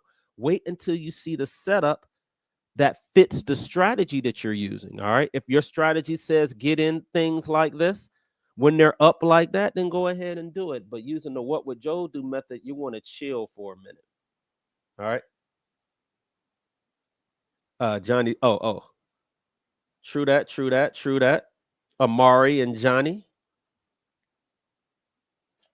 Kim said, thanks, Joel, for the recommendations and continued guidance. When you say cut your position in half of the original investment, half of the current value, half of your position. So if I have 200 shares, sell 100, or pull it down to the percent that, the rule of thumb is that you should never have anything that's more than 20% of your portfolio. So if that stock becomes 50 and 70 and 80% of your portfolio, cut it in half, reinvest those funds into something, maybe even put it in the S&P. I don't know. But as you start to build your fortune, you want to keep that fortune. But I understand you still want to be in that particular stock. So, yeah, if this stock one day runs and it's worth 10 million and you missed out on 5 million, if that 5 million was reinvested in something else, I promise you're not going to miss out on that other 5 million that you saw NVIDIA make in that particular time, especially if you have a nice strategy and you're putting those funds into companies that also have growth potential. All right, here's a long one. I'm gonna have to put my glasses on for this one, Jerome. All right. You can also ask ChatGPT for a recommendation on how much to trim your NVIDIA position. Also, you can ask ChatGPT for possible recommendations on investing the profits based on your current portfolio. Guys, you can ask ChatGPT any and everything. I took a picture. We were playing around with ChatGPT yesterday with my mother-in-law and my wife, and we literally took a picture of my wife's locks, and we took a picture of my my mother-in-law's locks, and ChatGPT knew the difference. It said my wife's locks were traditional locks with highlights on the tips, and they said this is popular in this trending environment or whatever it said. And then it actually was like the locks that my mother-in-law were sister locks, and then it explained what sister locks were. So Chat GPT, I don't care where your mind can go with your questions. You can ask it any and everything. You can show it a picture of things now. Like I can depict, like there's certain times when I go on Facebook and I'll see pictures sometimes, and I'll see pictures of objects or animals that I've never seen before. So I'll take a picture of that animal, I'll put it in Chat GPT, and I'll say, is this animal real? And it'll say, no, this animal 100% is AI. But this animal is similar to this animal, and this animal, and this is what they probably used to merge to form this particular animal. And I'm like, yo, how did it know that, right? But again, that's what I love about Chat GPT. And if you want something that's specific to your stocks, then you can always go to Ask Joel GPT. All right. Hell said, I just asked, don't hit me with a golf ball. I must have got on him about either the stock or what it was doing. So I almost got to everybody's stocks. This is the last question. And it took me 3 hours and 15 minutes to get through this. But LaDonna asked, thank you for your time. I appreciate you showing your knowledge of the charts. I appreciate that as well. We can all win together. I lead in certain areas. I lead in trying to keep this investing and trading thing as simple as possible. I am the leader in that way. And as a leader, I feel like I have to show you guys receipts, and I have to show you guys how I approach looking at the market. Now, I can't find every stock that's out there. That's why I do a lot of these sessions. That's why I do a lot of one-on-one consultations. The one-on-one consultations allows me to stay in the know of what's going on. What is everybody buying? What is everybody going through, right? Doing these particular sessions where you guys are bringing me stocks, I also get into the know. All right, I see the type of stocks that everybody's interested in. I see the types of stocks that people want to get in. But a lot of the times, what I want you guys to stop doing is when you guys see stocks popping 15, 17, 20, 30%, I don't want you to pull the trigger on buying those stocks. Or if you see something that's in my portfolio, I don't want you guys to necessarily pull the trigger. Do your homework, figure out what your strategy is, do the what, when, where, why, and how. And then don't, if you're unknowledgeable about a certain area, like, remember, we can always do a one-on-one consultation, and the only person that'll know that you don't know it is me. And I don't ever talk or bring up anybody's names, because everything that I do is confidential. All right. So I don't even talk about it with my friends, right? Anything that we talk about is always confidential. It's between me and you. Nobody has to know. But I'm coming to you guys from Decatur, where it's greater. I want you guys to stay warm, and I'm out of here. Peace.